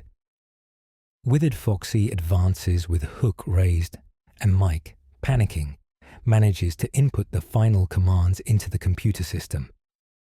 The wireless network shuts down, every device connected to it going offline simultaneously. Withered Foxy, about to strike, freezes as the signal controlling his movements cuts out. The toy animatronics elsewhere in town, receiving their instructions from Charlotte through this network, also stop mid-action, their coordinated assault on the community suddenly interrupted. Mike has succeeded in his primary objective, severing the Marionette's ability to remote control the toy animatronics. But he's also left himself stranded in a building full of active, hostile animatronics, whose own movements might not depend on that network. He needs to escape, needs to find Vanessa if she's still here somewhere, needs to get out before the withered animatronics reboot, or find other reasons to pursue him. The building's power flickers, perhaps in response to the network shutdown, and in the unstable lighting, Mike sees something that sends a chill through him, even amid all the other horrors. Shadow Bonnie, a dark, glitchy apparition that appears in the doorway for just a frame or two before vanishing. Fans of the franchise will recognize this as one of the series' most enigmatic entities, a figure whose nature and purpose remain unclear, but whose appearance is never a good sign. The film doesn't dwell on Shadow Bonnie's cameo, but its presence suggests that the supernatural forces at work here go beyond simple possession, that there are layers to the haunting of Freddy Fazbear's locations that Mike can't fully understand or combat. He makes his escape from the security room, perhaps through ventilation ducts or back corridors, avoiding further confrontation with the withered animatronics while making his way toward the exit. On his route, he discovers Vanessa, injured or weakened but alive, wherever the Marionette left her when the wireless network went down. Mike helps her, gets her moving, and together they flee the original location. But even as they escape, Mike realizes that shutting down the wireless network isn't a complete solution. It stopped the coordinated assault, yes, prevented Charlotte from piloting the toy animatronics like drones in a synchronized attack. But the Marionette herself is still free, still active, and while her reach is diminished, her capacity for harm remains considerable. And worse, Mike has learned from Vanessa, or figured out on his own, that Abby is still missing, that his sister is somewhere out there, possibly in Charlotte's grasp, possibly being used as leverage or as a tool for the Marionette's continued plans. The sequence ends with Mike and Vanessa regrouping, comparing notes, and realizing that while they've slowed Charlotte's rampage, they haven't stopped it. The toy animatronics are scattered through town, offline but not destroyed, and they'll remain threats once power is restored, or once Charlotte finds another way to control them. Abby is in danger, her connection to the animatronics having drawn her into the center of this nightmare. And somewhere in the chaos, Michael Afton, the security guard who deliberately awakened the Marionette, is still pursuing his own agenda, his role in these events yet to be fully revealed. What Mike has accomplished in the original Freddy's location is significant but incomplete. He's demonstrated courage and resourcefulness, solved a tactical problem, and rescued Vanessa from captivity. But the larger strategic situation remains dire. Charlotte Emily's spirit isn't bound to the wireless network, isn't dependent on technology to manifest her rage. She's a force of supernatural vengeance with or without mechanical puppets to control. And the film's true antagonist, the mastermind who set these events in motion, is about to step forward from the shadows and reveal both his identity and his connection to the Afton legacy. Michael Afton revealed, the brothers' betrayal. The film's major plot twist, the revelation that has fans of the game series debating its implications for the cinematic universe, comes during the climactic confrontation at Mike Schmidt's home. This is where Michael Afton, the character played by Freddy Carter, who we met earlier as the creepy security guard at the original Freddy's location, steps fully into his role as the sequel's secondary antagonist and reveals connections that complicate everything we thought we understood about the Afton family and their relationship to the franchise's ongoing horror. Following the shutdown of the wireless network at the original location, the toy animatronics have gone offline but not permanently. Charlotte, still possessing mobility through various means, reactivates them or finds ways to restore partial control. The animatronics, including Toy Chica, with the Marionette hidden inside her, make their way to the Schmidt household. Meanwhile, Mike has returned home, hoping to find Abby safe, hoping that shutting down Charlotte's network control has ended the immediate threat. He's in for several horrible surprises. The first shock is finding Abby in some kind of trance or possession state. The Marionette has done to her what it did to Lisa earlier, has invaded the girl's body and taken partial or complete control. Abby's appearance has changed. Her eyes glow with unnatural light. The tear tracks that mark Charlotte's face appear on Abby's cheeks, and when she moves, it's with the jerky, puppeted quality of someone whose limbs are being controlled by another will.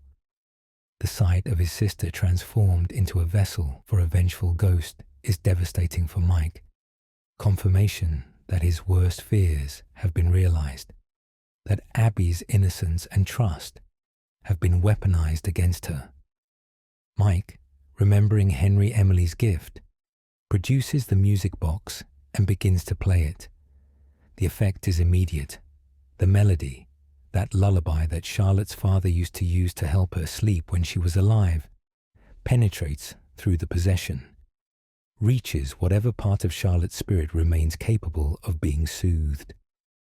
The marionette's control over Abby weakens.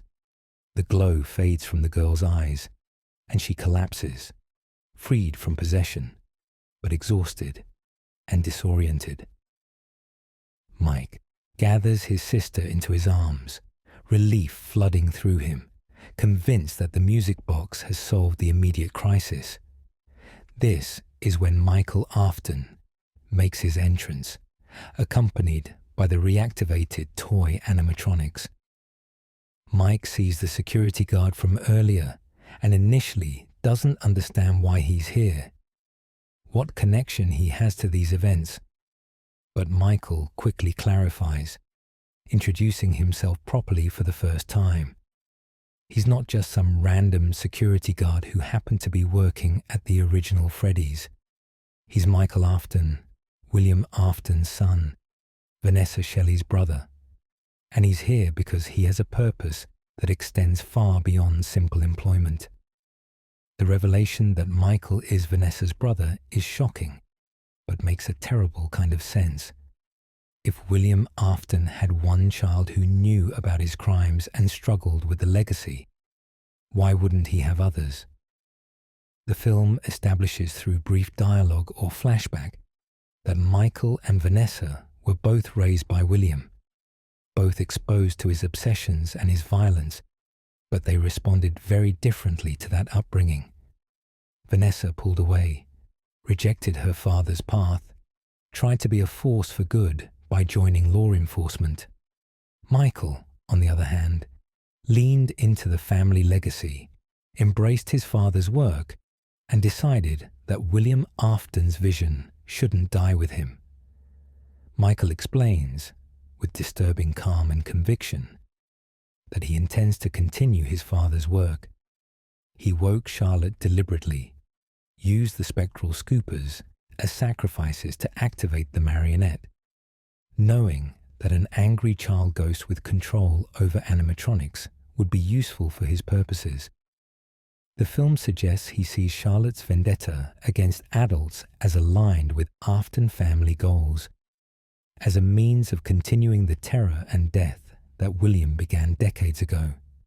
His reasoning isn't fully explained, whether Michael believes he's serving some higher purpose, whether he's simply psychologically broken by his upbringing, or whether there's some other motivation driving him remains somewhat ambiguous. What's clear is that he's actively working to perpetuate the horror, to ensure that Freddy Fazbear's legacy remains one of murder and possession. The film takes pains to differentiate between this Michael Afton and the character from the games. In the franchise's video game continuity, Michael Afton is the protagonist of multiple games, the one who becomes a night guard at various Freddy's locations, trying to undo his father's damage and find redemption for his own role in the family tragedies. He's the one who causes the bite of 83 that kills his brother, who then spends years trying to make amends, who confronts and eventually becomes intertwined with the animatronics in complex ways.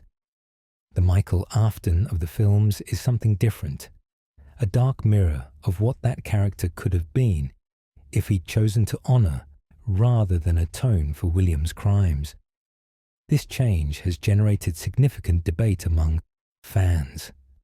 Some appreciate the twist, arguing that it creates dramatic tension and separates the film continuity from the games in ways that keep things unpredictable. Others feel it's a betrayal of Michael Afton's character, that transforming him from protagonist to antagonist undermines one of the franchise's more compelling redemption arcs.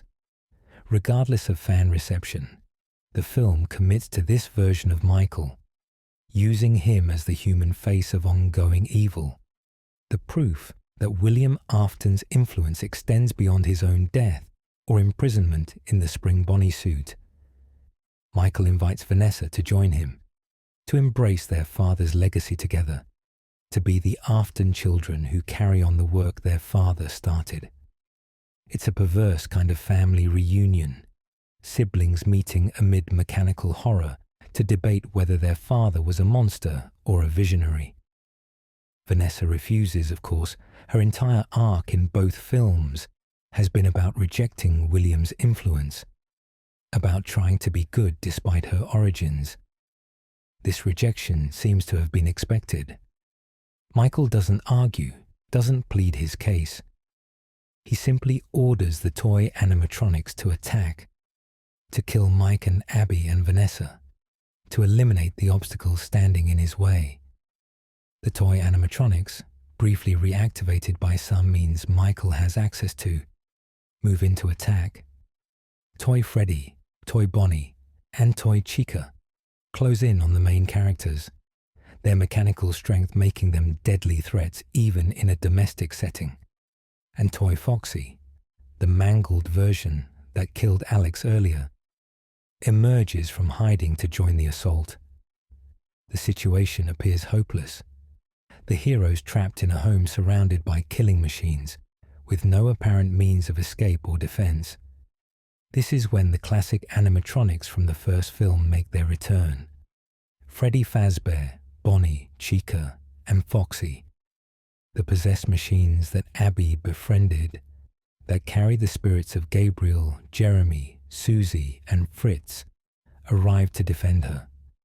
The film doesn't explain in detail how they got here, or why they're able to leave the location from the first film, but the emotional logic appears clear. These are Abby's friends, the children's ghosts who formed a bond with her, and they've come to protect her one last time.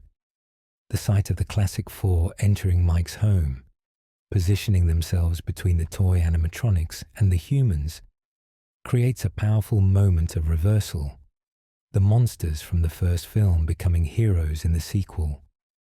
What follows is an animatronic battle, the classic characters fighting the toy versions in a display of mechanical violence that's both spectacular and tragic. Withered against sleek, old against new, these representatives of different eras of Freddy's technology tear into each other with savage efficiency. Toy Bonnie is dismantled by Bonnie, the original rabbit animatronic, proving superior despite his own damage. Toy Freddy falls to Freddy Fazbear's strength, the bear's familiar form somehow more intimidating than his plastic replacement. Toy Chica is destroyed by Chica, and the mangled remains of Toy Foxy are reduced to scrap by the original Foxy's hook and determination. The toy animatronics are defeated, their bodies scattered in pieces across Mike's home. Their threat ended permanently. But victory comes at a cost. The classic animatronics, having left their proper location and expended so much energy in this fight, begin to break down. Their mechanical bodies, which appear never to have been designed for extended periods outside Freddy's Pizza, start to fail. Servos lock up, joints seize, and the spirits possessing them seem to realize that their time is ending. This appears to be their final act, their last chance to do something good before whatever comes next. One of the child spirits, perhaps Gabriel speaking through Freddy, or appearing in ghostly form beside the animatronic, addresses Mike and Abby. The exchange suggests gratitude for their friendship, for treating the spirits like people rather than monsters, for caring about who they were before death claimed them. And then comes a warning that will prove prophetic and set up the film's final twists. The spirit indicates that with them gone, with their presence no longer anchoring and containing certain forces, something else will be free to escape. The implication is clear. The children's ghosts have been restraining someone or something, and once they depart, that restraint will end. The warning references someone who always comes back, a phrase longtime fans will recognize as associated with William Afton. The child spirits begin to fade, their forms becoming translucent, their connection to the physical world dissolving. They've held on long enough to help Abby one last time, long enough to settle their unfinished business. Now, finally, they can rest, can cross over to wherever the dead go when their purposes on earth are complete. Abby watches through tears, understanding that she's losing friends again, that the companions who made her feel less alone are leaving forever.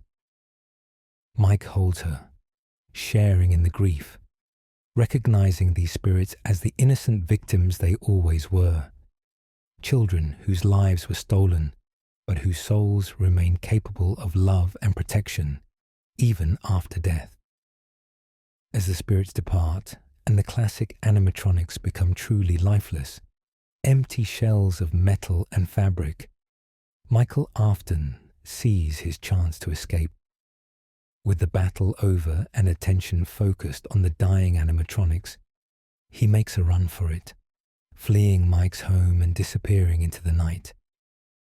Jeremiah, Mike's friend from the first film, played by Theodus Crane, manages to knock Michael down briefly, but the villain slips away, leaving only his security badge behind in the grass, evidence of his presence, but not enough to immediately track him down. The sequence ends with the aftermath settling over Mike's home, the toy animatronics destroyed, the classic animatronics lifeless, the spirits of William Afton's original victims finally at rest, Michael Afton at large but exposed, and Abby, traumatized but alive, freed from possession but having witnessed horror upon horror. Mike looks at his home, at the mechanical carnage scattered across his living room, and realizes that while they survived, they're not safe. Michael is still out there. The Marionette, still possessing some measure of power, escaped during the chaos.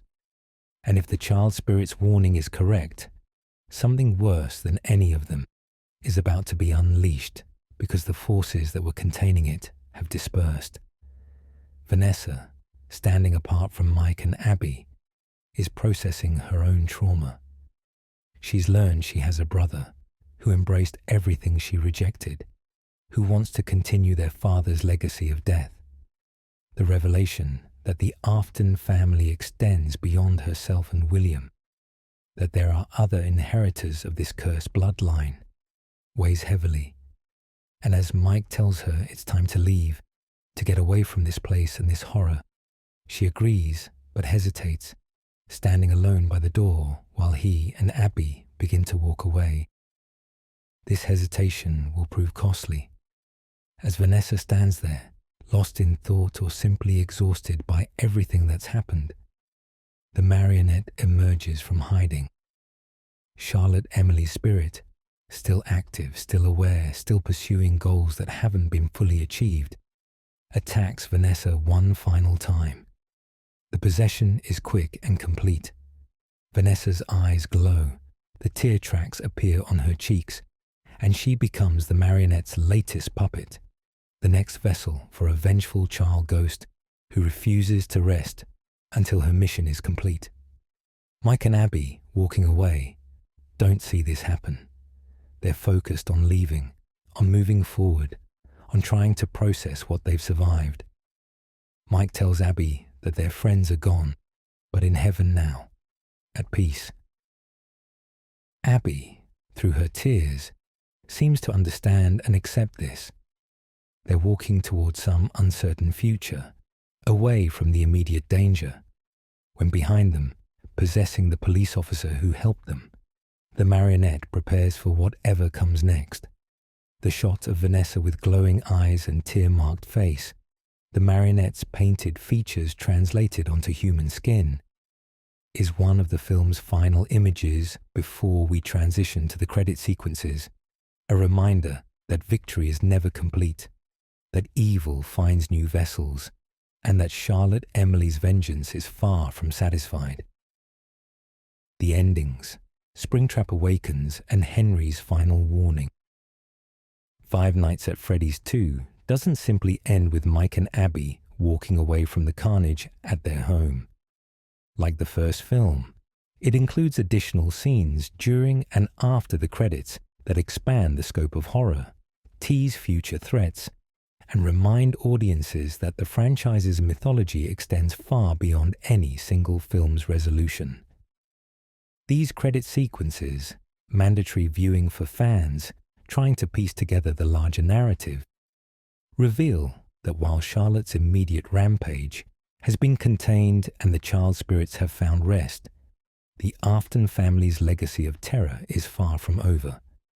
The mid-credit scene takes place at the Freddy Fazbear's Pizza location from the first film, the venue where Mike worked as a night guard and where William Afton met his fate inside the Spring Bonnie suit. The building is scheduled for demolition, having stood abandoned since the events a year prior, and in the time before the wrecking crews arrive, scavengers have come to loot whatever they can. Three young men, named Patrick, Robert, and Ethan in some sources, break into the building during a storm, looking for authentic Fazbear memorabilia that they can use as props for a haunted attraction they're planning to create. The setup is familiar to anyone who's played the third game in the series. Fazbear's Fright, the horror attraction that attempted to capitalize on Freddy Fazbear's dark history, found a real animatronic from the original location and planned to use it as their centerpiece, not realizing that William Afton's corpse was still inside and that his spirit had fused with the mechanical components to create Springtrap. The film is clearly setting up this same storyline, preparing for a third movie that will likely adapt elements from the third game, while continuing to develop its own unique narrative threads. The three scavengers search through the abandoned building, finding various pieces of damaged animatronics and vintage decorations that might work for their haunted house. Then Ethan, exploring the back areas, discovers a room that wasn't visible or accessible during Mike's time as night guard. This is one of the safe rooms that the franchise's lore establishes exist in Freddy's locations, spaces that are left off security maps and hidden from animatronics programming. Originally designed as employee refugees, but later used by William Afton as locations to commit and hide his murders. Inside this safe room, covered by decades of dust and concealed by the darkness, sits an animatronic figure. It's the Spring Bonnie suit, the yellow rabbit costume that William Afton wore to lure victims and that became his prison when the spring lock mechanisms failed. The scavengers don't appear to recognize it as anything special, treating it simply as a particularly good find, an authentic vintage animatronic suite that will be perfect for their attraction. They decide to take it, planning to cover it with plastic and transport it out before the building is demolished the next morning. Patrick is left alone with the Spring Bonnie suit briefly, while Robert and Ethan go to get a dolly or cart to help move it. He takes one last look at the figure before covering it with a sheet, and in that moment, the film reveals what horror fans have been anticipating. One of Springtrap's eyes flickers, a brief glow of red light indicating awareness. William Afton's spirit, merged with the mechanical components of the suit and trapped since the first film's climax, appears to be waking. Or perhaps he never truly died, never truly slept, but simply waited for an opportunity like this, for someone to move him, to give him access to the world beyond his prison. The camera lingers on the covered form of Springtrap as Patrick walks away, the sheet not quite concealing the shape beneath, and we hear that distant, distorted voice, Afton's voice, speaking words that have become his signature in the franchise. I always come back. It's a promise and a threat, confirmation that William Afton's evil is resilient, that killing him or trapping him merely delays rather than ends his influence. The scavengers are unwittingly unleashing one of the franchise's most persistent villains, giving him mobility and opportunity in victims, setting up horror that will presumably unfold in the already anticipated third film. The mid-credits scene establishes that the child spirit's warning was accurate. They were containing something, keeping William Afton's presence locked in that building, preventing his escape or revival through their own spiritual energy and vigilance. Now that they've moved on, now that they've found rest and released their hold on the physical world, the seal is broken. Springtrap is free, or will be once those scavengers transport him to their haunted attraction.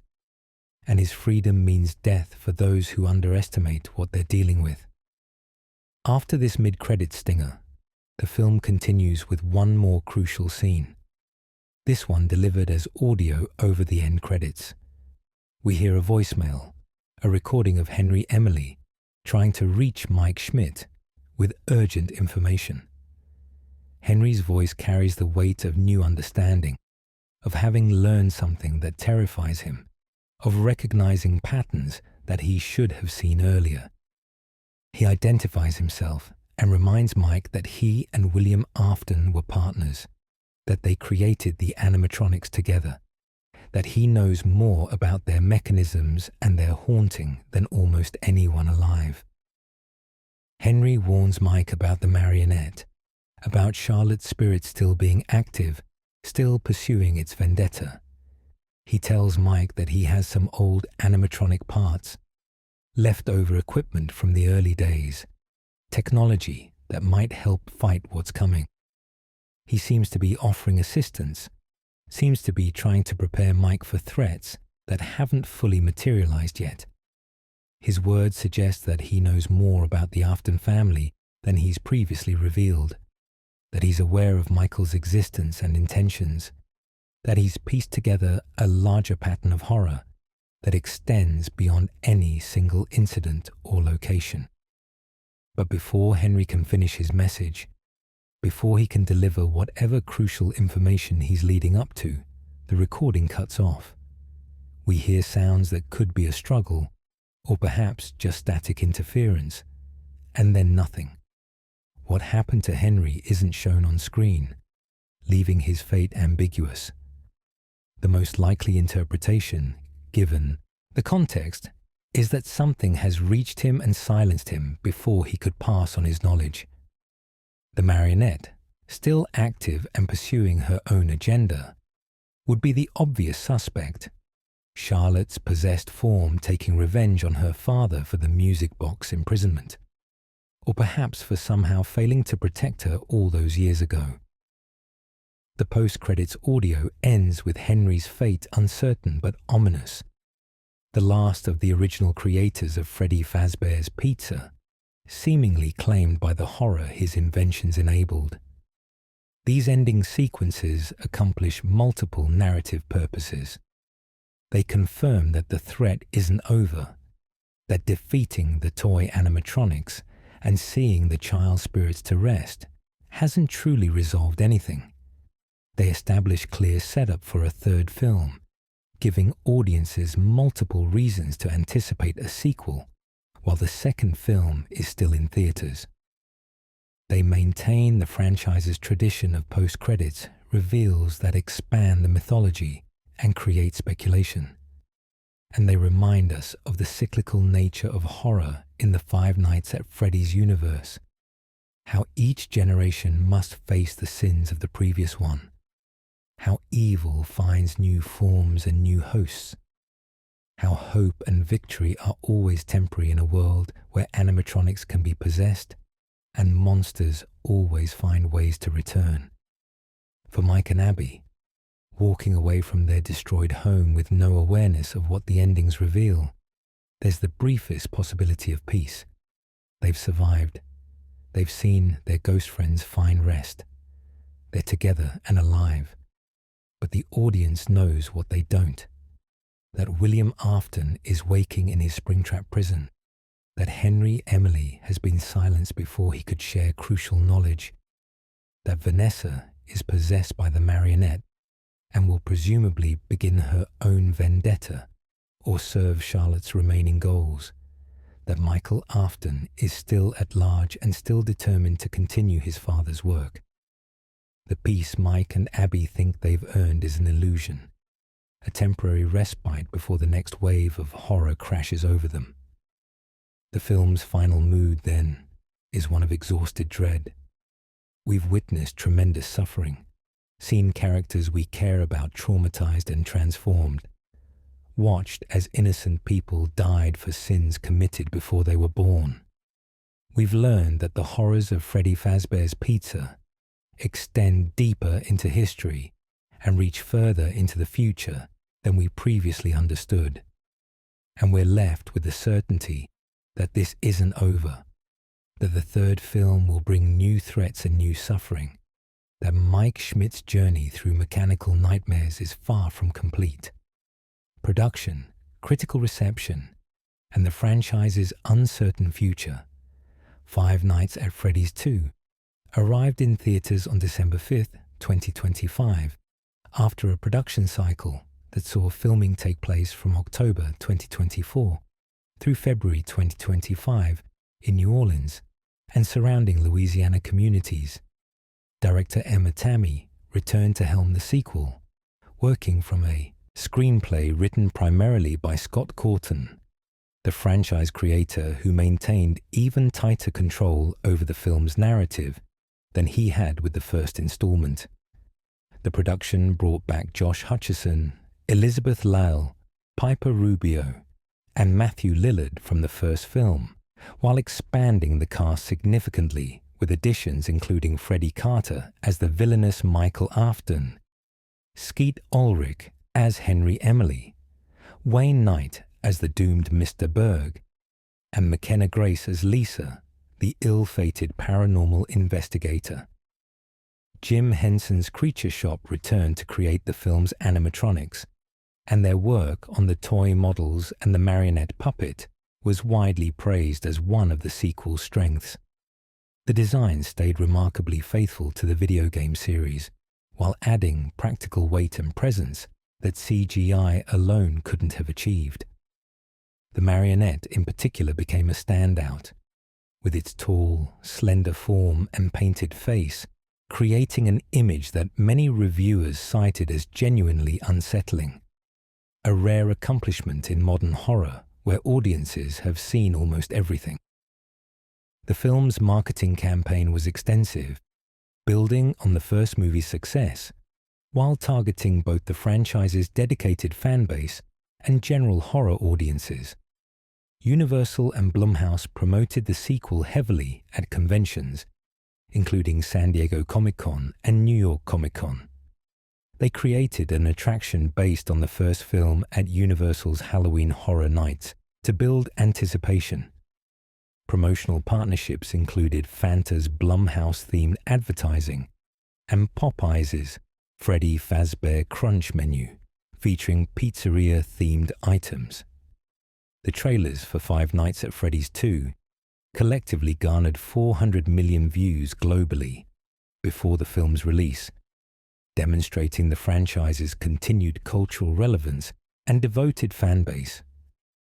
The box office results validated the decision to make a sequel. Five Nights at Freddy's 2 opened to $63 million domestically, the highest opening ever for a December horror release. surpassing the previous record held by Scream 2. It also became the best December opening in Universal's history, beating Peter Jackson's King Kong. The film earned the third best opening for a PG-13 horror movie of all time, trailing only the first Five Nights at Freddy's film itself and World War Z. The under-25 demographic made up 77% of the audience, with particularly strong turnout from Hispanic and Latino moviegoers at 38%.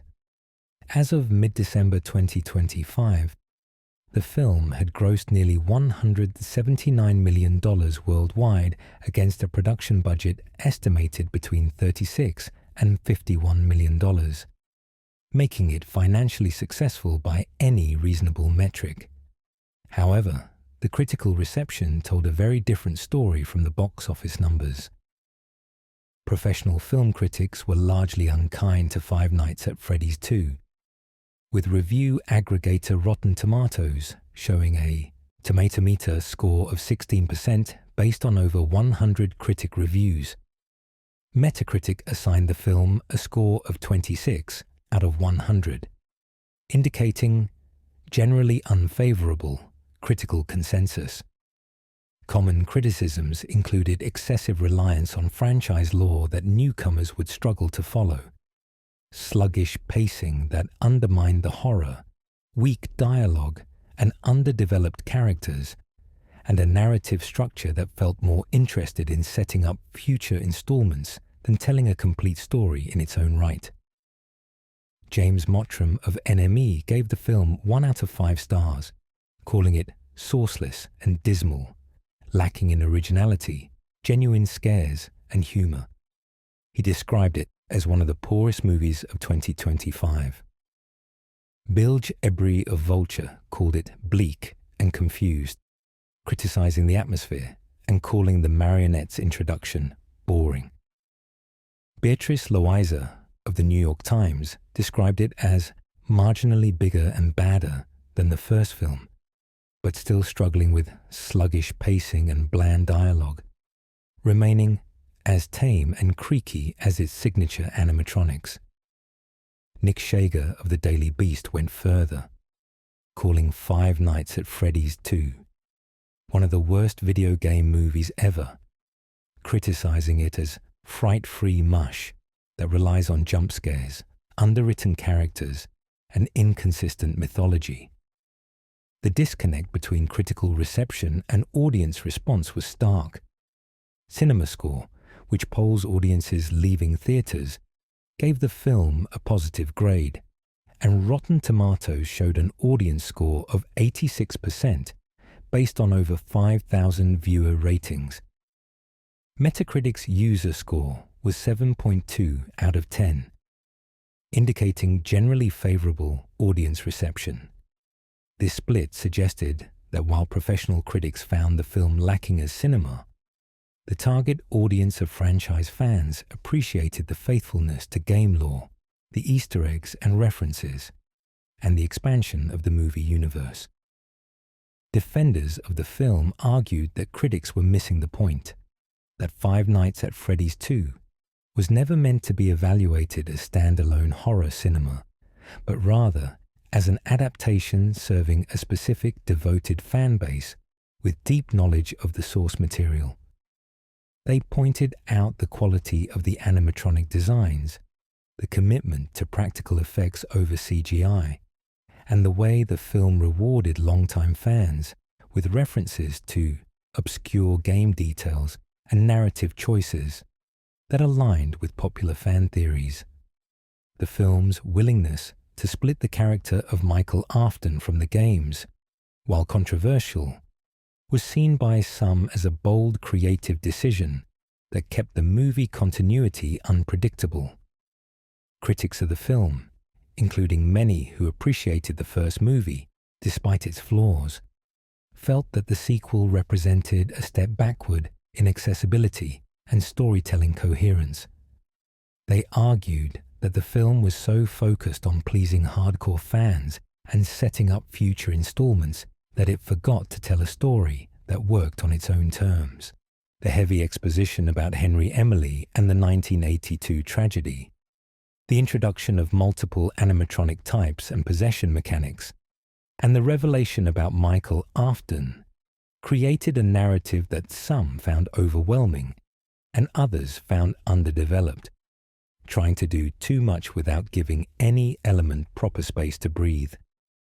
The film's broader cultural impact was significant regardless of critical consensus.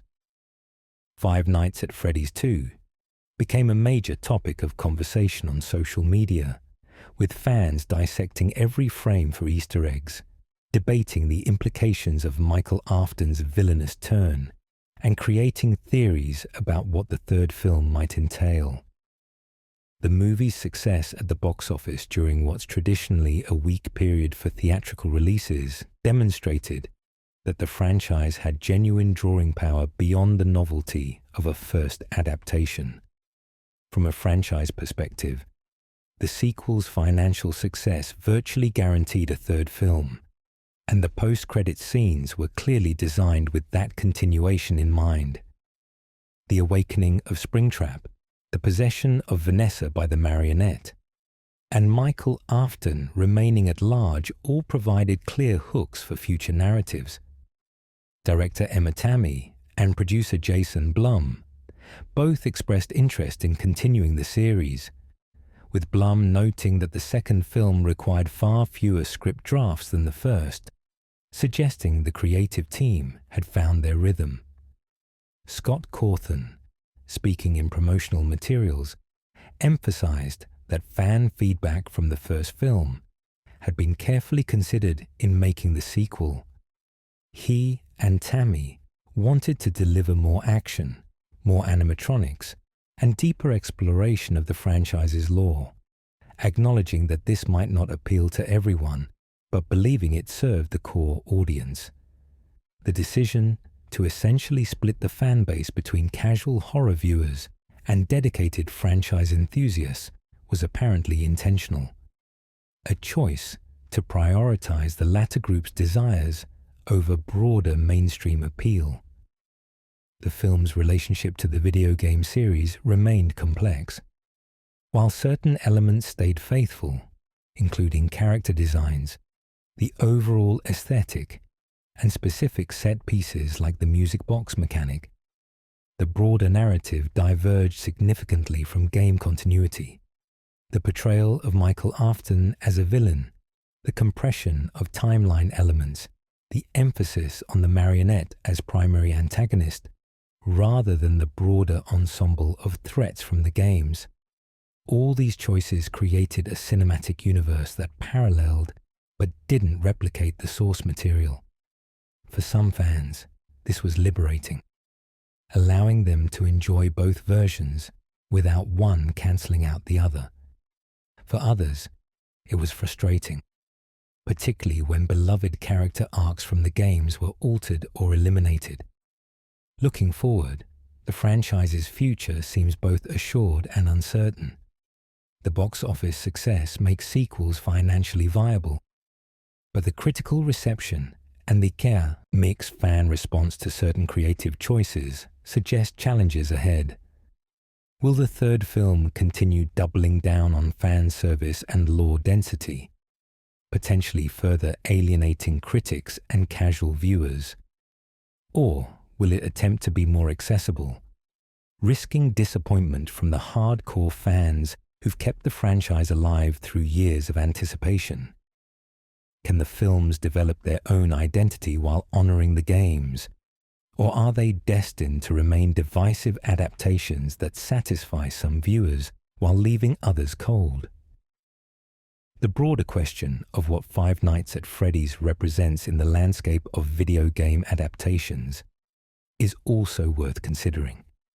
The franchise has proven that a devoted fan base can overcome critical skepticism, that financial success doesn't require critical acclaim, and that staying true to source material aesthetics matters more to core audiences than broader narrative coherence.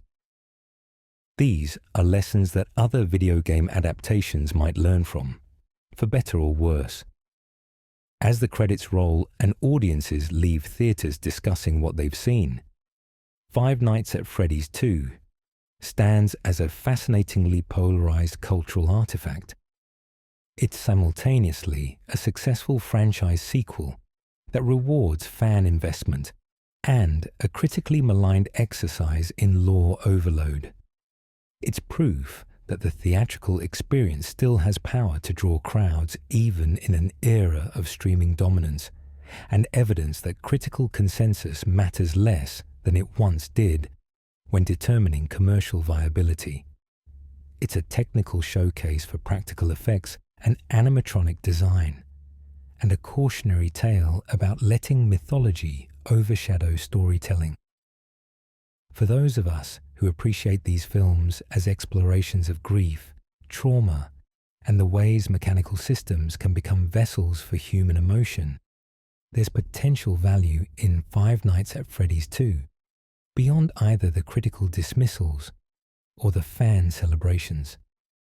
The film presents themes about children trying to do the right thing in a world where adults fail them, about the persistence of evil across generations, and about the desperate attempts to break cycles of violence that keep repeating in new forms. It touches on how we process tragedy, how we turn horror into entertainment, and how we tell ourselves stories that make the frightening seem manageable, while the actual danger lurks unrecognized in our midst. Whether the third film will improve on the sequel's perceived weaknesses or double down on its strengths remains to be seen. What's certain is that the franchise will continue, that William Afton will always come back in some form, and that audiences hungry for this particular blend of childhood nostalgia and mechanical horror will keep showing up to see what nightmares Jim Henson's Creature Shop can conjure, and what dark corners of the franchise's mythology the films will explore next. Conclusion and reflection on the night's journey. As dawn approaches, and this comprehensive journey through Five Nights at Freddy's 2 reaches its conclusion, we're left with a story that operates on multiple levels, a narrative that functions as both straightforward horror sequel and as meditation on the themes that have made this franchise resonate with audiences across the world. Whether you've stayed awake through every detail or allowed sleep to claim you somewhere in the middle, drifting through the Schmidt household's final battle, or the revelation of Michael Afton's true allegiance, you've now experienced the complete arc of a film that represents both the franchise's ambitions and its limitations. The story we've traced tonight, from Charlotte Emily's death in 1982 through to the awakening of Springtrap in 2002 and beyond, encompasses 20 years of horror compounding on itself, each tragedy building on previous failures, each generation forced to confront evil that should have been stopped by those who came before. We've watched as a little girl who tried to save a stranger's child was murdered for her heroism, her spirit twisted into something vengeful by 2 decades of imprisonment and the memory of adults who wouldn't listen. We've followed Mike Schmidt as he tried to build normal life for himself and his sister, only to discover that escaping Freddy Fazbear's Pizza is impossible, that the restaurant's cursed legacy extends into every corner of their town and their lives. We've witnessed the introduction of the toy animatronics, sleeker and more advanced than their predecessors, but just as deadly when possessed by malevolent forces. We've learned about Henry Emily, the genius engineer whose partnership with William Afton created joy but enabled horror, whose daughter became the first victim, and whose inventions became prisons for murdered children's souls.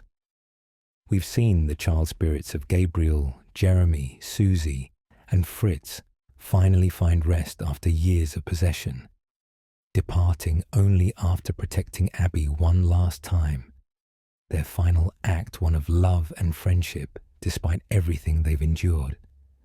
And we've discovered that the Afton family's evil extends beyond William himself, that his son Michael has chosen to embrace rather than reject his father's legacy, becoming a new face of ongoing terror.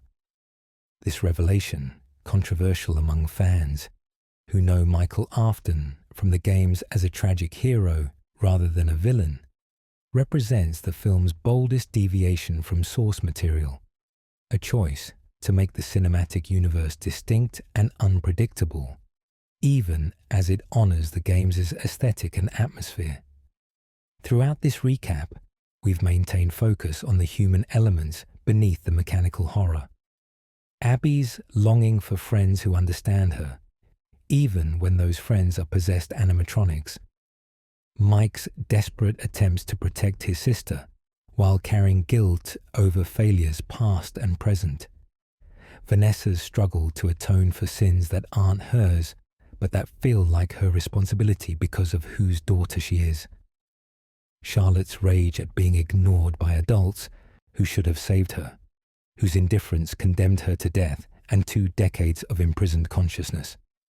These emotional truths drive the narrative more than the specifics of animatronic mechanics or possession lore, making the film work, when it works, as something more than jump scares and creature effects.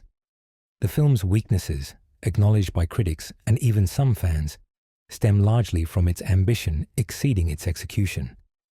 Trying to introduce the toy animatronics, the withered animatronics, the Marionette, Henry Emily, Michael Afton, and expand the mythology of possession and spirits, all while servicing character arcs and setting up future installments, created a narrative that sometimes felt overstuffed. Certain elements, like the FazFest celebration or Mr. Berg's science class, received minimal development because there simply wasn't space in the runtime for everything the film wanted to accomplish. The pacing suffered from trying to be both character study and lore expansion, sometimes succeeding at neither because it couldn't commit fully to either approach. Yet there's something admirable in the attempt, in the refusal to play it safe or simply remake the first film with different animatronics. Five Nights at Freddy's 2 swings for ambitious storytelling, for expanding the universe rather than retreading familiar ground, and while it doesn't always connect, the effort itself deserves recognition. The decision to make Charlotte Emily and the Marionette the primary antagonist, rather than simply bringing back William Afton, immediately gave the sequel its own identity. The revelation about Michael Afton, however divisive, created genuine surprise in a franchise where surprises are increasingly difficult to achieve. The film's ending, with its dual post-credit sequences setting up both Springtrap's return and Henry's fate, promises that the third installment will continue expanding the mythology, while presumably bringing back the franchise's most iconic villain for a more central role. Whether that third film will manage to balance fan service with accessibility, lore with storytelling, remains to be seen. But the financial success of this sequel ensures we'll get the chance to find out that the cinematic journey through Freddy Fazbear's haunted history will continue for at least one more chapter. For those who found value in this recap, whether as comprehensive introduction to a film you haven't seen, refresher on details you'd forgotten, or simply as atmospheric content to accompany sleep, I hope the journey has been worthwhile. The story of Five Nights at Freddy's 2, with all its complexity and controversy, its mechanical nightmares and human tragedies, its successful scares and stumbling exposition, represents a fascinating moment in the ongoing evolution of video game adaptations and franchise horror. It's a film that knows exactly who its primary audience is and serves them aggressively, sometimes at the expense of broader appeal, but with commitment that's become increasingly rare in mainstream cinema.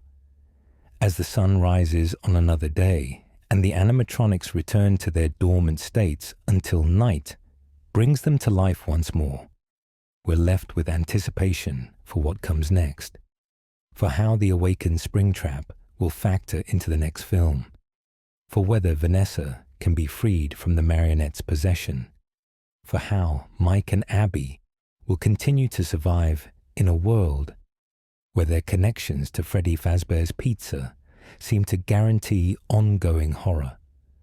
The night has passed, the tale has been told, and somewhere in the darkness, mechanical eyes are opening, preparing for the next performance, the next hunt, the next chapter in a saga of possession and loss that shows no signs of ending.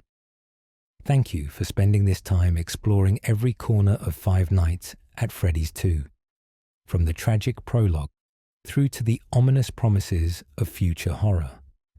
Whether you're heading to sleep now or facing your day, may your encounters with animatronics remain fictional, and may you always listen when children try to warn you about dangers adults can't see.